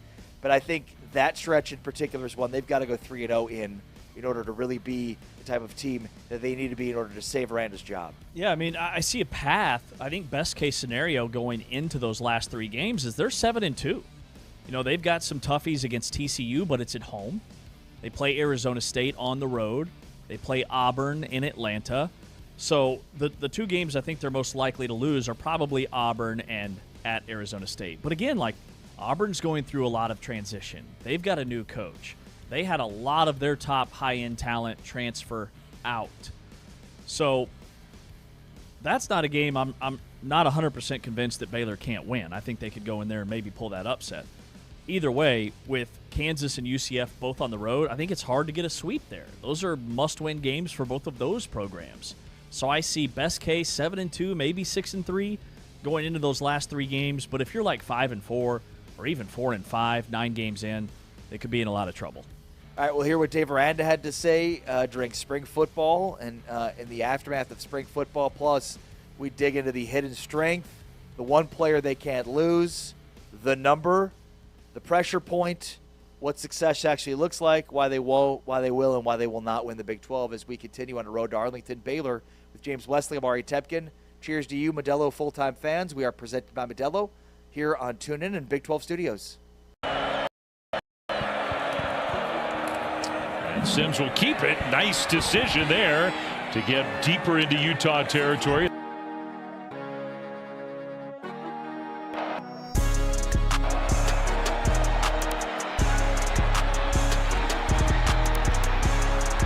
What a great individual effort. On 3rd and long, he got 20. Brown now carries. Hanachur was leading the way. Then the ball came out at the end of that.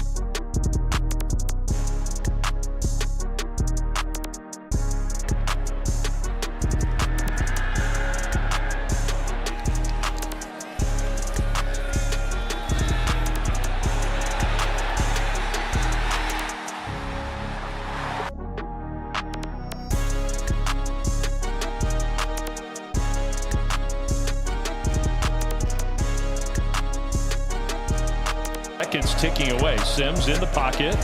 He's going to throw short, and that's Brown. It's been dismal so far for the Sun Devils. That has to feel good.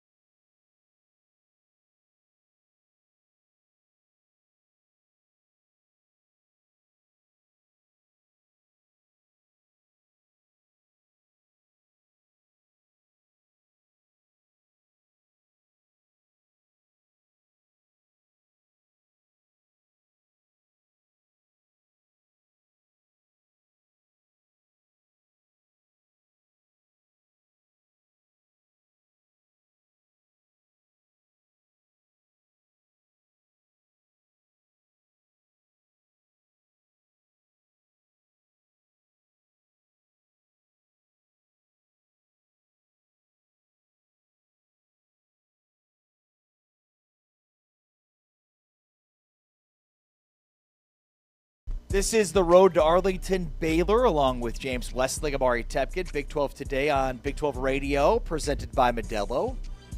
Talk with Craig Smoke from 365 Sports about Baylor coming up in about 15 minutes.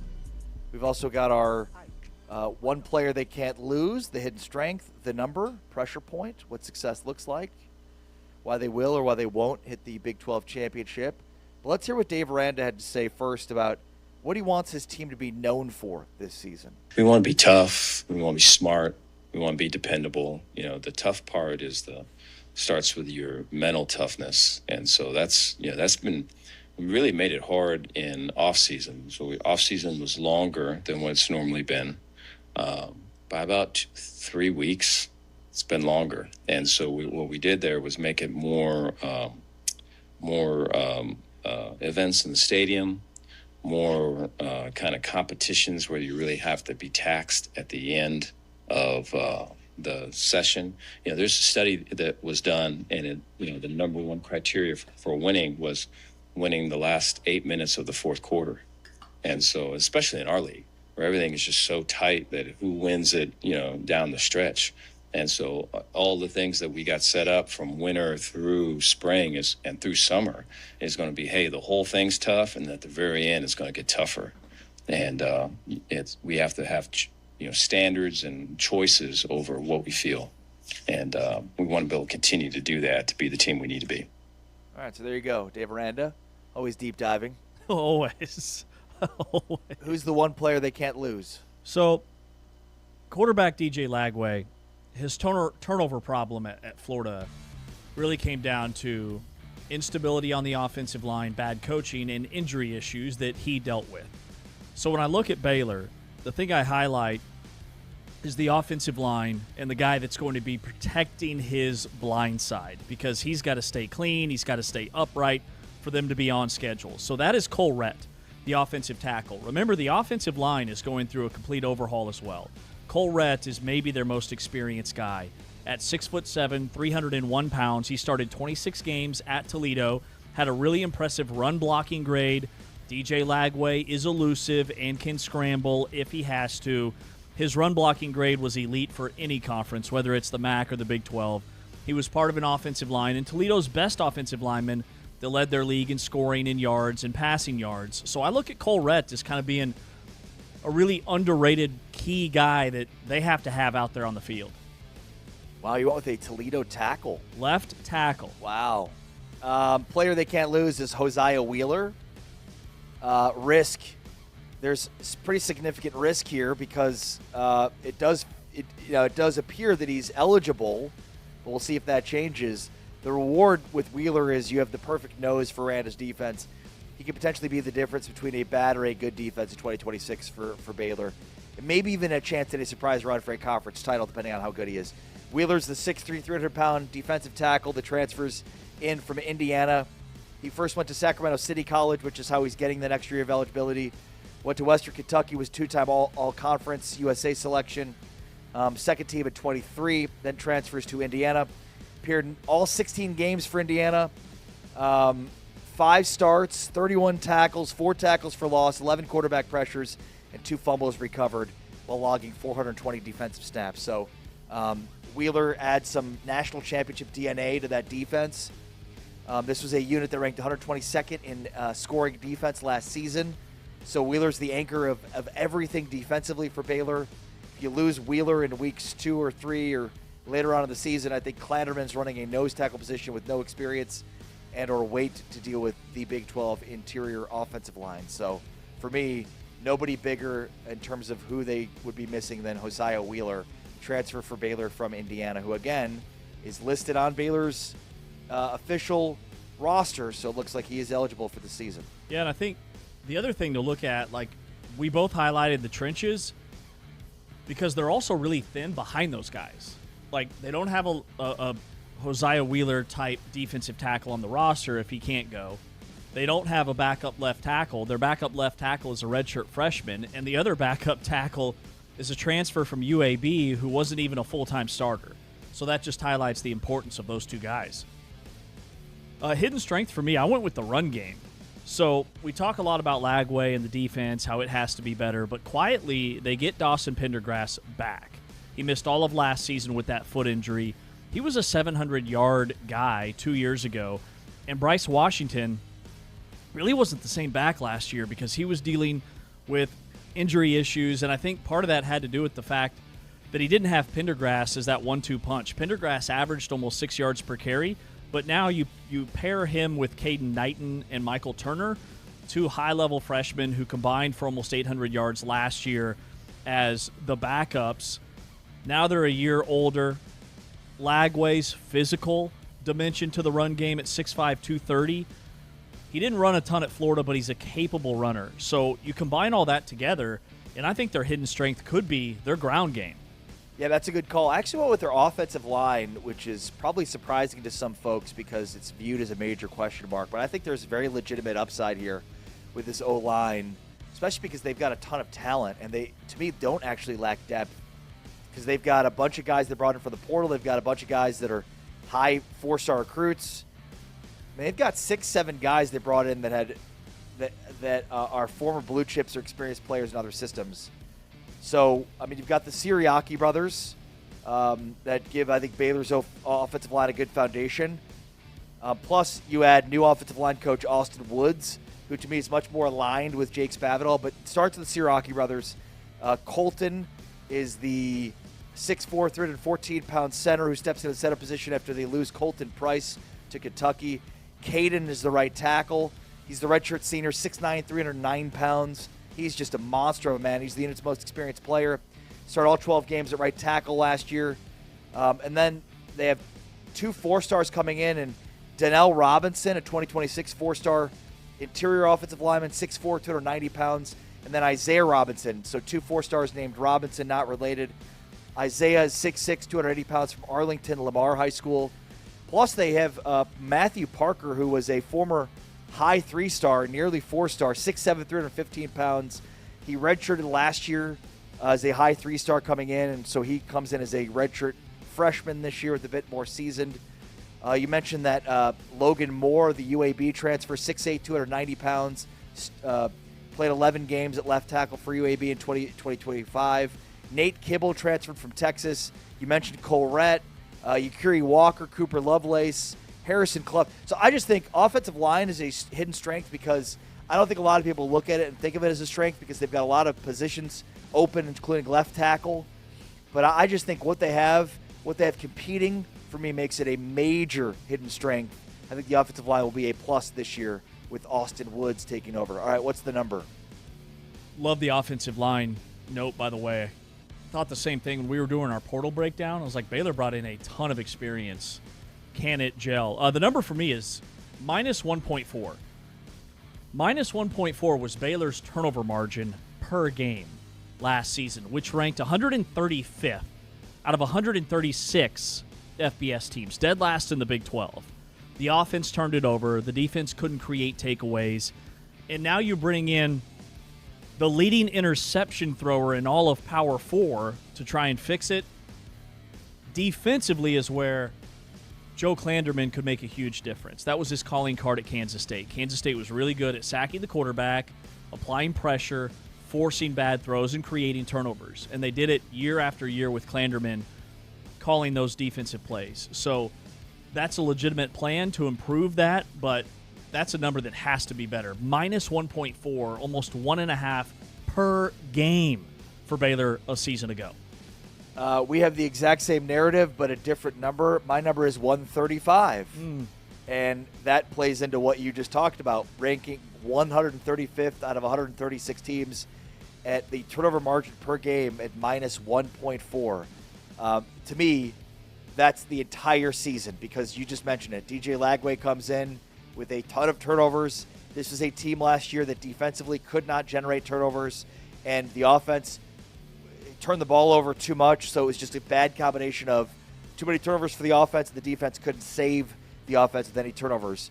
So I think that's a huge part to this, and here's what Dave Aranda said about Klanderman coming in to help on the defense. I think anytime that you're not successful, it's difficult. I think one of the biggest things that I found freeing was not being the head coach and the DC really allowed us to have, like, spend more money on defense. This is the most money we've spent on defense since I've been here. And so I think one of the things that held me back being on defense and also being the head coach was that, I didn't want it to overload that side of the ball. And then you come back and you look at it, and we didn't do enough. We should have done a whole lot more on the line of scrimmage, and we made sure that we did this time, as well as our linebacker and secondary. So I think, whereas in the past, the money was, you look at last year, the majority of the money of our team was spent on the receiver room, almost way too much, to be honest. And so that money is now spent on defense. And I felt it freeing to not be in a position where I could just say, Joe, we're going to get you everything you need. All right, so there you go. Opened up about, defensively, probably didn't spend enough money on the defensive side of the football, which is a major reason for the results to be what they were. Again, Baylor was 122nd in scoring defense last year, and we just mentioned it, 135 out of 136 Division I schools in the turnover margin per game. It was really interesting that he said, because I'm no longer calling the plays and because I'm no longer the defensive coordinator, that allowed us to spend more money on defense. Was Dave Aranda being paid a defensive coordinator salary on top of his head coaching salary? And that's not up to him. That's his agent trying to get as much bang for his buck as he can. But I just thought that was a really intriguing note that you don't usually hear from coaches. Well said. All right, what is your pressure point? It is Dave Aranda. I mean, I think it's pretty cut and dry. 7 years, a game below 500, 36-37, some really good seasons and some really bad seasons. And last year's Baylor team was expected to compete for a Big 12 championship. And frankly, they weren't close. They had a lot of NFL talent, and they just couldn't put it together. A ton of close losses. They couldn't get key stops. He has the hottest seat in the Big 12. We've gone over all the reasons why. New AD, buyout that was $15 million last year has been reduced significantly. The AD is going to do a complete reassessment of the football program, and that starts right away. So week 1 against Auburn, that is the pressure point. It is Dave Aranda. Yeah, I would say this is the most obvious pressure point in this entire series. It's Dave Aranda. He's 36-37 overall at Baylor and 22-28 since winning the conference championship in 2021, with records of 15-21 in Big 12 play during that span. So a third losing season in 4 years. His fourth sub-500 finish in 6 seasons did not cost him his job because of administrative turmoil, and because he's a great guy by all accounts. I think he's done a good job to sort of save his own rear end based on just his mentality, who he is as a person. So credit to him for that. But Aranda has acknowledged the stakes publicly. Like, this isn't a surprise. He's read the columns. He's heard the podcasts. He's seen the message boards. He knows the season he needs to have. So what does success actually look like for Baylor this year? Well, for me, based off of last season, I think if it was a coach at a different stage in his coaching tenure, you would say make a bowl game. I don't know that that's enough. I think success for me is 8 wins. They opened as 6.5 as their over-under. You win the Auburn game on a national stage, that's a major shot in the arm. You don't drop that Colorado trap game, all of a sudden you're 4-0. To get to 8 wins, Lagway's interception total has to drop to single digits. That minus 1.4 has to flip on its head and at least be even, if not plus, which is what Clanderman did every year at Kansas State. There is a path. But I think success with the schedule and kind of that lighter middle chunk, I think it's 8 wins for Baylor this year, an 8-4 regular season. Yeah, I've got 8+ wins, so I'm in the same vein of what you're talking about. I think, in many ways, 8 wins would validate the Lagway recruitment, establishes the roster as a legit Big 12 title contender for 2027. And for me, it's not necessarily about the number of wins, but it's about who do you beat. Do you beat Auburn to open up the season? Are you beating Kansas, UCF, and Iowa State in that swing stretch? Are you competitive against Tech? Are you able to knock off one of BYU or Houston? For me, it's not necessarily about how many games you win, but also who you beat. I think a 7-win regular season would be close for Aranda to keep his job, depending on, how much, momentum they build for a title run in 2027. It means, but 8 wins in the regular season to me would be the icing on the cake in terms of definitely keeping his job. All right, why will they win the Big 12, James? Man, excuse me, a lot of things would have to go maybe even better than right. I mean, it would have to be the perfect storm. DJ Lagway would have to be an all Big 12 caliber quarterback.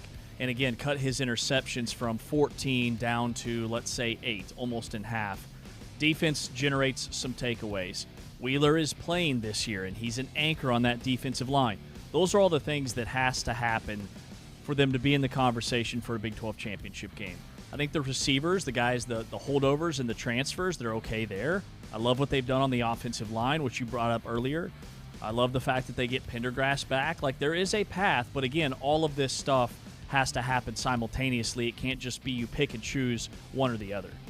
Yeah, how will they win the Big 12? I think all the question marks get answered affirmatively. I mean, Lagway, just the measurables, the size, the strength, the arm strength, not exactly something that most Big 12 defenses are built to handle. And I think with Spavital planning a more aggressive downfield attack, plus, the new receiver room, and you get Pendergrass back. Offense wasn't the issue if the defense is fixed. We saw Klanderman really build up Kansas State's defense over the years. So if Lagway becomes the guy that he was expected to be at Florida, and then the defense is not terrible, this is a team that could absolutely find its way to Arlington. Why won't they win the Big 12, James? Lagway struggles with turnovers. The turnover margin is still in the negative. And I don't think that, like, that turnover margin in the scoring defense, you can't go from minus 1.4 to minus 1. Right. The scoring defense, you can't be ranked 122nd and finish in the 80s and think you have a chance to bring back Dave Aranda for next year and be an 8 or a 9-win team. So there are a lot of things that could go wrong. The offensive line doesn't gel, et cetera, et cetera. Maybe Wheeler doesn't get cleared. And then their schedule. Man, those last 3 games at Houston, BYU, and Texas Tech, like, how many of those games is Baylor winning? So even if you're 6-3 going into that stretch, those are 3 really, really tough games. So there's a lot of reasons why they couldn't win it. Yeah, the road to Arlington for Baylor in 2026 runs through DJ Lagway's decision-making under pressure, a defense that's learning an entirely new system, and an offensive line that doesn't yet know exactly who's going to be on it. Championship runs don't typically emerge from that kind of a foundational uncertainty. Baylor's ceiling in 2026 to me is a surprise 9-win season. Their floor is 5-7 again. The most likely outcome is somewhere in the 7-5 range. Meaningful progress, but certainly not Arlington. All right, let's talk about it with Craig Smoke from 365 Sports next. This is Big 12 Today, presented by Modelo. Heard on TuneIn and watched on Big 12 Studios.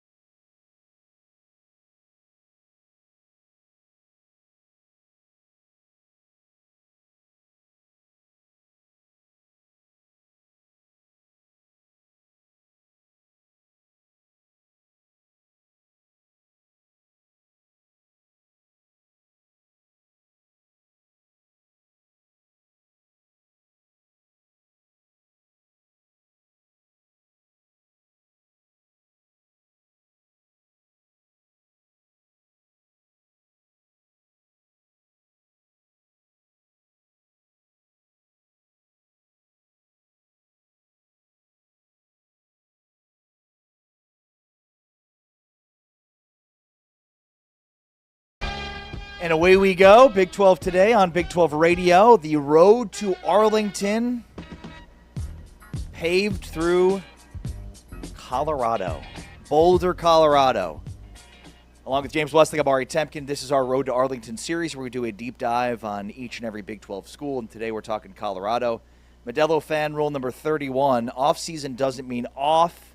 It means research. Cheers to you, Modelo full-time fans, and all the research you've been doing throughout this offseason, along with us, as we've done the top 5 newcomers at every position, the top 5 players at every position. We did post-spring recaps, and now we hit the road to Arlington, where we do a deep dive on all the things we've learned about all of these teams so far. And we're working our way up from 16 to 1 from last year's standings. Oklahoma State was yesterday. Colorado is today. And we start talking Colorado on the road to Arlington with the biggest question mark, James. Yeah, the road to Arlington, if it goes through Boulder, the roads are windy. Hope you have chains on the tires. For Colorado, there's been a theme the last 3 seasons. 3-9, a collapse last year. And a lot of it, to me, centers around their lack of ability to run the football on offense. But more importantly, my number one question mark is their rushing defense. Okay, they were second to last nationally this past season, allowing 223 rushing yards per game. Dead last in the Big 12. Only Eastern Michigan was worse nationally. Now, their passing defense also wasn't great. They returned 5 guys that are expected to start on offense from last year's team.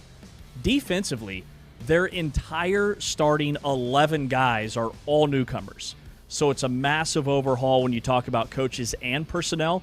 So I lean rushing defense because of just how bad they were last season. It has to be better. Yeah, that's a good one. For me, is the 2 question marks that I have. Is Julian Lewis actually ready? And the new defensive coordinator installing a new system in a very short period of time. So let's start with Julian Lewis. You know, look, this go-go Brennan Marion offense is tailor-made for Lewis. It's an offense that's tempo-driven, built around the quarterback, making fast decisions, and Lewis is built for that. In fact, this is very much mirrors what he did in high school. So I think that transition should be good, but we'll see. Now, look, when you look at what he did last year as a starter, his first start against West Virginia was very good. But his rushing line from that same game, 12 for minus 39. Now, you know, obviously a huge part of that was the sacks that he took in that game. So, you know, do they have the offensive line built around him? I think they're going to have really good weapons at wide receiver, but the question of their running game, like there's question marks here that play into, is Julian Lewis going to be ready for a situation which he's got to lift up the rest of his teammates in order to be better. He's got to be better than a lot of the other guys, and that's how he was recruited. That's why he was a 5-star. That's why he was highly sought after. So is Julian Lewis ready for the big time? The other one is Chris Marve takes over as the new defensive coordinator only 5 days before the start of spring ball. Remember, Robert Livingston leaves, goes to the Denver Broncos. So when you think about just timeline for the schematic installation, you didn't have very much time in order to do it with spring football coming fast and furiously. So my other question mark beyond Julian Lewis is the short amount of time that Chris Marve had to install the new defense. Well, and remember, Robert Livingston completely turned that defense around his second year as coordinator and part of that 9-win season. And then last year, major regression on the defensive side of the ball. My biggest gamble kind of circles back to your discussion about Julian Lewis. It's just the go-go offense. You know, new offensive coordinator. I really like what Brennan Marion has done and his track record, but he's still really unproven. He's only actually been an offensive coordinator 1 season, and that was at Sacramento State. Now, with that said, you look at his track record, very impressive at the wide receiver position, which I think will be a strength for this football team. Agreed. He tutored Jordan Addison at Pitt, Xavier Worthy, and Jordan Whittington at Texas. Ricky White III at UNLV, he turned into an All-American under his watch. So the system, to your point, it looks really well-suited for Julian Lewis. Quick trigger, quick release, all those things Lewis has. But it's still a gamble because you don't see that offense at the power conference level. Okay, it was really good at Sacramento State. It was really good at UNLV. But there aren't any power conference teams running this go-go offense. This is really like the first test of can this work at this level. So it is a gamble, and the offensive line is going to be critical. The RPO game and the cerebral aspect of what Julian Lewis has to bring to the table this year, I do think on paper it's a splash higher, but it's still a big risk. Yeah, that's also my biggest gamble as well, the Brendan Marion go-go offense, because of everything you just laid out. Like, it's still just Marion running it. It hasn't picked up any steam at the Power 5 level or Power 4 level.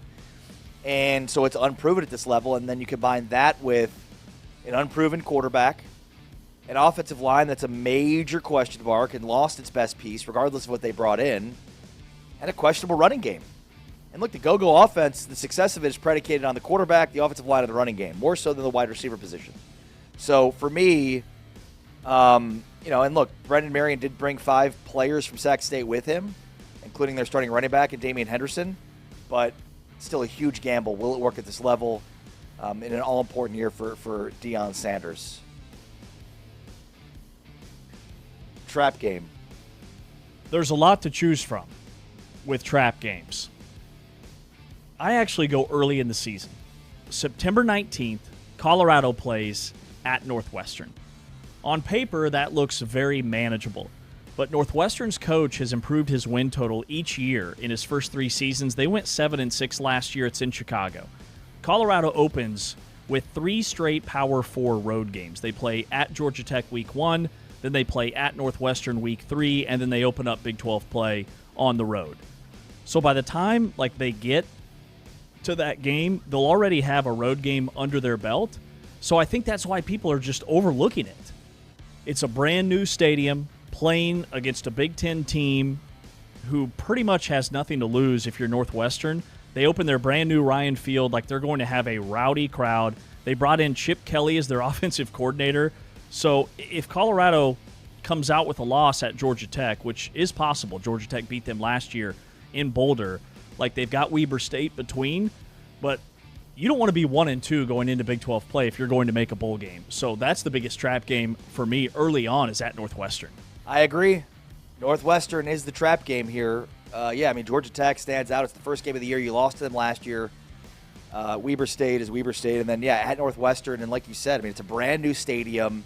It's going to be a very jacked up crowd, juiced up crowd. This is a program that's won a decent amount of football games over the last decade, whether it's under Pat Fitzgerald or their new head coach. And then on top of that, nobody's really talking about Northwestern as a legitimate threat.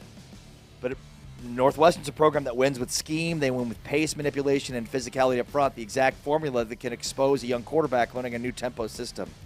Evanston is a cold, hostile environment with a brand new stadium. Again, it should be nice in September in Evanston, but I digress. And then, of course, the following week is at Baylor to start Big 12 play. So that, to me, is the trap part of this. You finish off your non-conference against a team that on paper you should beat. You're going on the road with consecutive road games. It's definitely the trap game. All right, what's their biggest game? So their schedule's absolutely brutal. Yeah, it is. 3 of their first 4 games are on the road. Georgia Tech, Northwestern, and then that game that they open Big 12 play is at Baylor. Oh, and then after that, it's Texas Tech at home, and that's all before a bye. They don't have a bye the first 5 weeks of the college football season. But I went down the schedule, and I have their biggest game because I look at, if this team is going to make a bowl, the game they have to get, and it's Halloween, October 31st, against Kansas State, because it's sandwiched between 2 road games at Oklahoma State and at Arizona State. Also, it's a statement game that's wrapped up inside a big-time rivalry. Like K-State and Colorado, they had some battles back in the 90s and the early 2000s, back in the old Big 8 and then the new Big 12. ESPN's Greg McElroy, who we've had on the show before at Media Days, he's donned K-State as his Big 12 dark horse. So, we're not the only ones that think K-State's going to be much improved, and you're going to have a veteran quarterback in Avery Johnson against Julian Lewis, who's going to be still searching for, I believe, that breakthrough moment.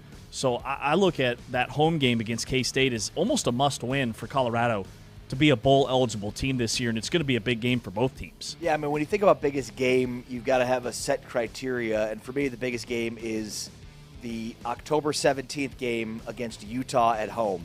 Utah and Colorado have become a pretty good rivalry. Obviously, from a state perspective, those are bordering states that have amazing mountains that you can go skiing on, so there's got to be a rivalry based on that.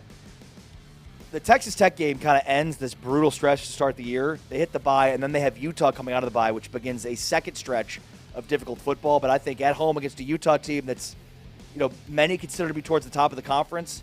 If you think you're a 6-7 win team in Colorado, that's a game you've got to win. So for me, it's the Utah game simply because it's a team you're familiar with. You've been in the Pac-12 with them. There's a rivalry there. You have there's a regional component to it, and you're coming out of a bye, which makes it even more important. You can't lose coming out of a bye, especially because now you don't have double byes. So there's just the one bye, and that bye comes at the right time because you said it. I mean, you start off with at Georgia Tech, at Northwestern, Weber State at home in the middle, at Baylor, Texas Tech to start the year. That's a brutal stretch. You come out of the bye week with this game. That's why I think it's their biggest game. All right, what's their 3-game swing stretch, James? Man, so normally for the biggest 3-game stretch, you go late in the year, right? But for Colorado, with what they went through last year, I think it's early in the season. I look at September 19th to October 3rd, 3 consecutive weeks where they play at Northwestern, at Baylor, and at home against Texas Tech. Yeah. You have to get 1, maybe 2 of those. And this is assuming they beat Weber State in week 2. At Georgia Tech to open the year. Like, in terms of games they're probably going to be underdogs in, they would start the season potentially 1-4. They're going to be an underdog in all 3 of those games, at Northwestern, at Baylor, and Texas Tech at home. And that's going into the bye before that Utah game that you highlighted as their biggest game. So are they limping in to that Utah game, or are they playing above expectations with momentum going into that Utah game after the bye? So for me, the 3-game stretch comes early that could define their season. Yeah, this one was tough because I looked at that 3-game stretch you just discussed. But ultimately, with a brand new offense and a brand new defense under 2 new coordinators, a roster that's been turned over, I went deeper into the season. I went to that stretch, November 7th, 14th, and then 21st on the road. Arizona State, at Arizona State on November 7th, home against Houston on November 14th, and then they hit the road for Cincinnati November 21st. So 3 consecutive weeks, 2 road games, 2 of teams that are expected to be towards the top of the Big 12, and then a team that you hit on the road that you should be better than, but you got to go prove it on the road late in the season. To me, if this team is going to be a bowl team, they've got to hit in that stretch. I think they've got to win 2 of those 3, which would be tough because Arizona State, again, should be competing towards the top of the Big 12. Houston will definitely be competing towards the top of the Big 12, and that's a home game. And then you got to beat Cincinnati to prove that you're better than them. So, and by the way, Colorado has had some late season collapses. So I think the final 3 games of the regular season are exactly where to put this swing stretch. All 3 are winnable, but all 3 are also losable. If you go 3-0 and Colorado's potentially 7-5 or better and has momentum heading into a bowl game, you go 1-2 or 0-3, and suddenly you're back to where you were, which is what kind of program do you want to be and do you want to have, and are you ever going to have any level of sustained success? Yeah, I mean, the last 2 seasons, they've had late season collapses, if you will. And I will. Colorado is one of those teams that, like Bill Connolly identified in terms of turnover, bad luck, and injury, bad luck, and close games, bad luck, should see a major turnaround this year in all those categories. Biggest question for me is, can they get there?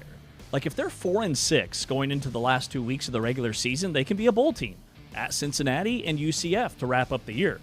When you look at their schedule, like, collectively, those might be their 2 easiest games. Like, there is not a break anywhere on this schedule, and that's not a knock on Cincinnati and UCF. That just is what it is based off of how these teams finished last year. Well said. This might be the toughest schedule in the league. Yeah, you're right.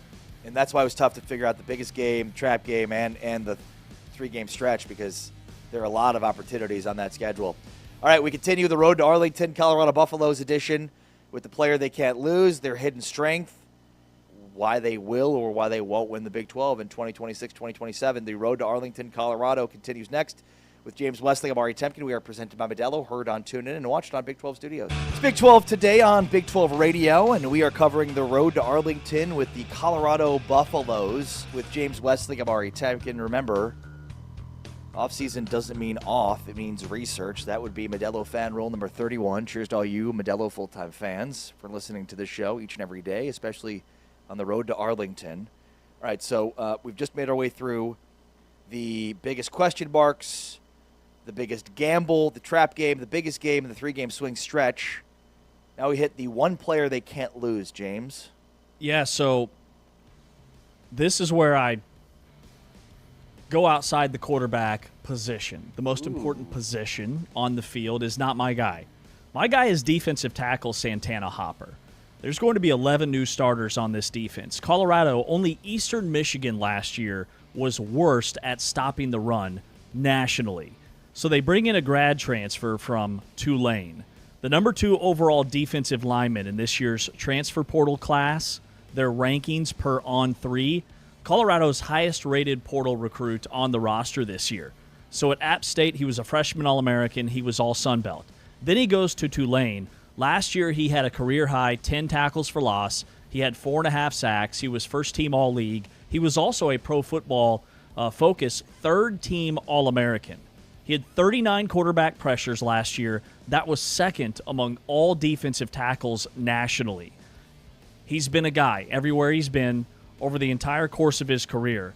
And he's the one guy they can't lose because of the rushing defense and the lack of sacks. Colorado only had 13 sacks last year in 13 games. That ranked 129th in the country out of 135 teams. So he's their big quarterback of that defense, at least that defensive line. He's their anchor. It's Santana Hopper for me. Well, I love that. And we were thinking along the same lines. But for me, the one player they can't lose would be Danny Scudero, the wide receiver who played for Brennan Marion at Sac State a couple of years ago before he led the country in receiving last year at San Jose State. And for me, the case is even stronger here for Scudero because he's the only player on this roster with proven production at volume in Marion's system. If Scudero gets hurt, Colorado doesn't just lose their top receiver, they lose the player that the entire offensive scheme is built to feature. You know, we talk about this go-go offense and how much it relies on the quarterback making swift decisions, the offensive line being able to play with pace, the running game, but I think their slot receiver is arguably the most important position within the go-go offense. So without Scudero, it doesn't work. Wide receivers coach Jason Phillips, quote, Danny is still going to get the ball a lot. He's brought that work ethic here. He's been an example guy. So the fact that your receivers coach is saying before the season starts that Scudero is going to get the ball a lot speaks to the importance that he has within this offensive ecosystem and offensive scheme. The one player they cannot lose, the irreplaceable guy, is Danny Scudero. And while Julian Lewis still certainly has, is a part of this, I mean, their backup is Isaac Wilson, the former BYU quarterback and Zach Wilson's brother, rather former Utah quarterback and Zach Wilson's brother. So, and he's got a similar skill set. He can run a little bit. So, look, they can't lose Lewis, but I think they could survive that more than they could Santana Hopper, great call, or Danny Scudero. Yeah, totally. And Wilson hasn't played competitively in about 2 years. But he has still been getting the practice reps. He's still been studying the game. Like, he's a guy that I wouldn't be surprised if he had to play because of Lewis going down for a week or two or whatever the case may be. Remember, half of the teams in this conference played a backup quarterback last year. Like, he's a good backup to have. Maybe one of the better backups in the league. So great note there. All right, hidden strength. Love your Danny Scudero because my hidden strength is that wide receiver room. This might be the deepest, most talented wide receiver room in the conference, which says a lot for a team that won 3 games last year. So one more note on Scudero. He led the nation in deep targets. He was targeted of 20-plus yards and posted a 99.9 receiving grade on those looks per Pro Football Focus. So he's a deep threat just as much as he is the short route underneath guy. Led the nation in receiving yards and yards per game. Ohio State's Jeremiah Smith was second. The wide receivers coach at Colorado said the first thing we had to address was we had to find more speed, and they did that in the portal with DeAndre Moore Jr., the transfer from Texas, has the big game resume, 77 catches, 1,000 yards, 11 touchdowns at Texas. He had 114 yards and 9 catches and a touchdown in the SEC championship game against Georgia. Also scored in the Peach Bowl, had a really good grade. And then, you could talk about the other transfers, sure, but I look at Joseph Williams, who was a transfer last year and is the one wide receiver who stuck around. Remember, he was the kid that got on campus, wanted a certain number, and Deion said, no, you've got to earn that. And he did. He led the nation in contested catches when he was at Tulsa as a true freshman 2 years ago. Didn't quite translate last year, but I expect him to be a big part of that receiver room that's super talented with a bunch of NFL guys. Yeah, what's interesting is initially I thought receiver room as well in the hidden strength, but I don't know how hidden it is because of Scudero. For me, it's the linebacking core. And you touched on this earlier, but as bad as they were running the football, they were even worse stopping the run, and a big part of that is because of the linebacking core. It was their single most damaging 2025 weakness. And I think they've done a great job to make it into a strength. I mean, it starts to me with Chris Marv, their new defensive coordinator that has spent his entire career as a linebackers coach. And as a guy, from a resume standpoint, he was a three-time second-team All-SEC linebacker at Vandy, coached at Vanderbilt, Mississippi State, Florida State, and Virginia Tech, and has built around linebacker development and defensive front architecture. Then you look at what they did in the portal linebacker. Leona Lafau from Texas, Gideon Lamprin from Bowling Green, who's one of the most productive linebackers in college football last year, and Tyler Martinez, all added via the portal. Plus, they had a big-time recruit in Carson Crawford. Lamprin was the only player in the nation who finished the regular season with over 100 tackles and 15 tackles for loss. 119 tackles, 17.5 tackles for loss, 2.5 sacks, 2 forced fumbles in 12 games at Bowling Green. So they're not just developmental pieces. These are proven producers arriving in a system under Chris Marv, who's spent his entire career playing and coaching as a linebacker specialist. So for me, if we're picking not just wide receivers as a hidden strength, to me linebackers goes from being a huge weakness. They allowed 222.5 rushing yards per game last year. 222.5 yards rushing per game last year, 135th in the nation. So that wasn't just a defensive line failure. That was a second-level defensive failure. And I think they fixed it this year by elevating Chris Marv and what they did in the portal with Lafau, Lamprin, and Martinez. Love it. What's the number? All right, the number for me is 38.4%.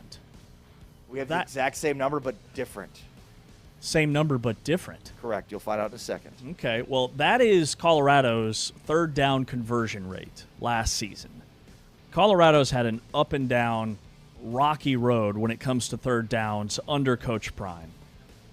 During their 9-win season, they ranked in the mid-60s nationally. Still weren't great. But last year, they were 116th in the country. They have no third down identity, and I think some of it's because they've struggled to rush the football the last 2 seasons, but this go-go offense is specifically engineered to put your team in very manageable third downs before they happen. 6 yards on first, couple more on second. All of a sudden, you've got third and short. You've got 2 running backs in the backfield. You've got a bunch of triple option concepts. You've got a bunch of RPOs, run-pass options. So for Colorado, and a lot of this will center around the decision-making, I think, of the quarterback, the offensive line, and can they get those short yards in clutch situations like third down. In Marion's first year at UNLV was number 1 in the Mountain West in third downs. UNLV, the second year, finished 6th in the nation. So his system is built around converting on third down. Can they do it? That's the number. It was bad last year. My number is 74, and according to team rankings, Colorado is 74th in third down conversion percentage, 38.4. So again, same number but different number. 74 is my number, and this is an offense built upon converting. It's designed to attack early downs, create manageable third down situations. If they can't run the football, which they've not been able to effectively do, they're going to be at that 38 to 37, 36%. They need to be somewhere up in the 40% range. If they're anywhere between 32 and 38%, which they were last year, this is another 3-win season. If they're at 40+% on third downs, that means Damian Henderson has come over from Sac State and has run the ball well. That means they're able to block well. It means some of the question marks we've talked about throughout this segment have come in the positive. So the number for me is that third down percentage as well. What does success look like this year for Colorado? Man, and it makes sense because we've started at the bottom of the league from last year. To me, it's make a bowl game. And that success, I think, benchmark looks very different than it did after they won 9 games 2 years ago. But a bounce-back year for me would be 6-6 or 7-5 in the regular season because of this brutal schedule. Like, what were they thinking? Playing 2 power conference opponents on the road, which totally removes that Folsom Field home field advantage that Deion's done a phenomenal job of building in Boulder. Their home games are tough, right? After Weber State, their first 2 home games are against teams that are expected to be ranked in the preseason. Definitely Texas Tech. Utah's probably going to be ranked in the preseason. And then Kansas State was the biggest game for me on their schedule. and Houston, who's going to be a top 4 team in the Big 12, and UCF. Like, even their home games are tough. So to make a bowl game, I think that quiets a lot of the noise surrounding the Colorado program and all the roster turnover. That's the benchmark for me. Success looks like making a bowl.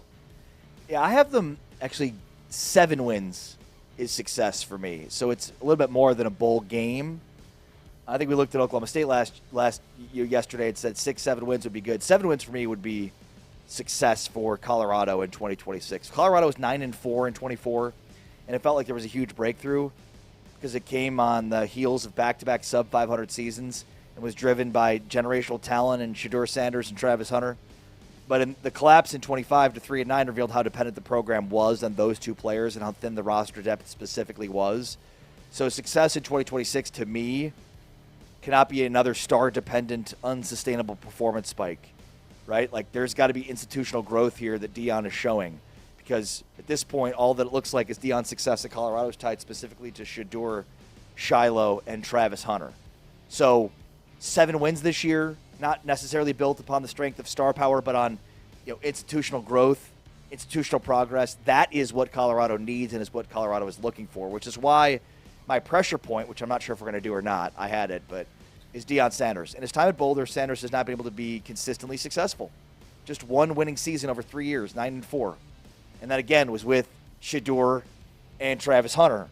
And many people wondered if they could be successful in 2025 without them. Now, look, it was the fact that Deion, had the health issues that he had, having cancer, having to have his bladder removed, right? Like, these are all legitimate reasons for why Colorado had 3 wins last year.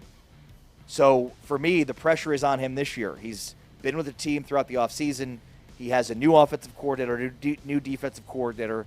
Can he finally figure the running game out? Like, he's being paid like a coach that needs to consistently win at a high level. Now, he's delivering on his high salary on the headlines.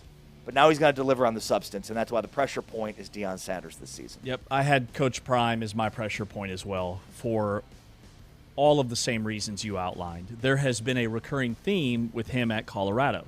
Roster turnover. Can't stop the run. Can't run the football. Offensive line on paper looks really good every year. They struggle when they get on the field together. And is that tied to the roster turnover? And the other parallel, and I meant to bring this up yesterday with Oklahoma State, the parallel that I see between the 2 programs is, keep in mind, and this is why I'm like a little hesitant to say Oklahoma State's going to win 7 or 8 games right away. I love Eric Morris. I love the hire. They've got an NFL quarterback. But Colorado and Coach Prime had an NFL quarterback in Shedeur Sanders, and he won 4 games his first year. In fact, he had 2 NFL stars with Shedeur Sanders and Travis Hunter, and still his first year on the job, albeit not in the Big 12, but his first year, they won 4 games. Like, it's really hard to win right away, even if you are at the top with a lot of star power because of the depth. That's my biggest question for both of these teams. Entire 4-year tenure for Coach Prime in Oklahoma State in year 1. Yeah. Here's what Deion Sanders said about building a program in Colorado. I'm not going to say that. We made some tremendous mistakes at certain positions that derailed us a year ago. The first couple years we had stability at those positions that highlighted us. So we learned quite a bit of not just talent, but understanding mentality. And mentality is something that we targeted. It's something that we sat down and interviewed and made sure not only the young men, but the parents had that type of mentality, because the parents play a tremendous role in these young men's lives. Which, you love the approach, also love the accountability that Deion's taken for the roster movement. He continued on, what they were looking for specifically. Yeah. How many, I should have the stat and I apologize. How many of these guys were captains? I don't know.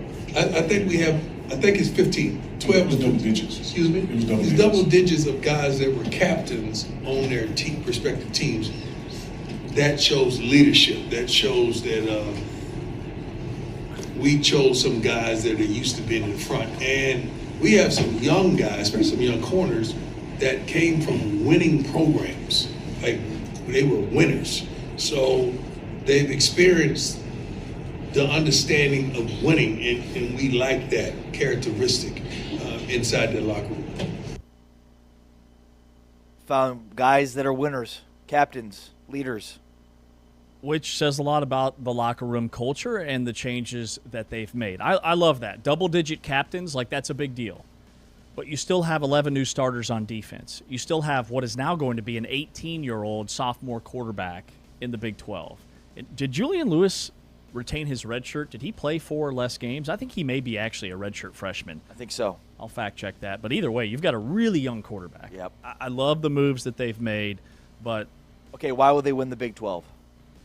Julian Lewis becomes a star, and they stay healthy.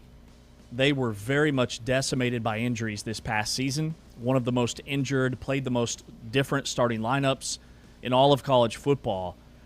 And with that came a ton of turnovers, couldn't convert on third down. They just never looked organized. But for them to win the Big 12, Lewis has to break out and be a star. Yeah, why they will? Because they have an offense that fits their quarterback in the same way they did not last year. If Caden Salter had been coming into this offense, I think it'd be a whole new ball of wax than what it was last year. And then the offensive skill talent.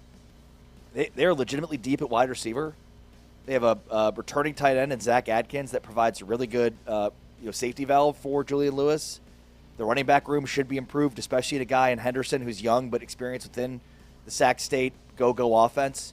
So if they are to win the Big 12 this year, it'll be because of what they have on offense. Mm-hmm. If they don't win the Big 12, well, they won't win the Big 12. On the flip side of that coin, Lewis struggles. They can't run the ball. The go-go offense doesn't click. This is very much a timing-based efficiency offense. If they can never get that down, and again, that tough schedule could play a role in that, they will struggle. Yeah, and look, I mean, they've improved their defense seemingly by scheme and players, but we'll see if that comes to bear. And then, yeah, why they won't? Because they won 3 games last year. They have a more talented roster, but is it talented enough with a tough schedule in order to do it? Yeah. I'd lean more towards no. But let's find out from Brian Howell, who does a great job in covering Colorado football for for Buff Zone. That's next. With James Amari, the road to Arlington, Colorado Buffaloes. Brian Howell is coming up next.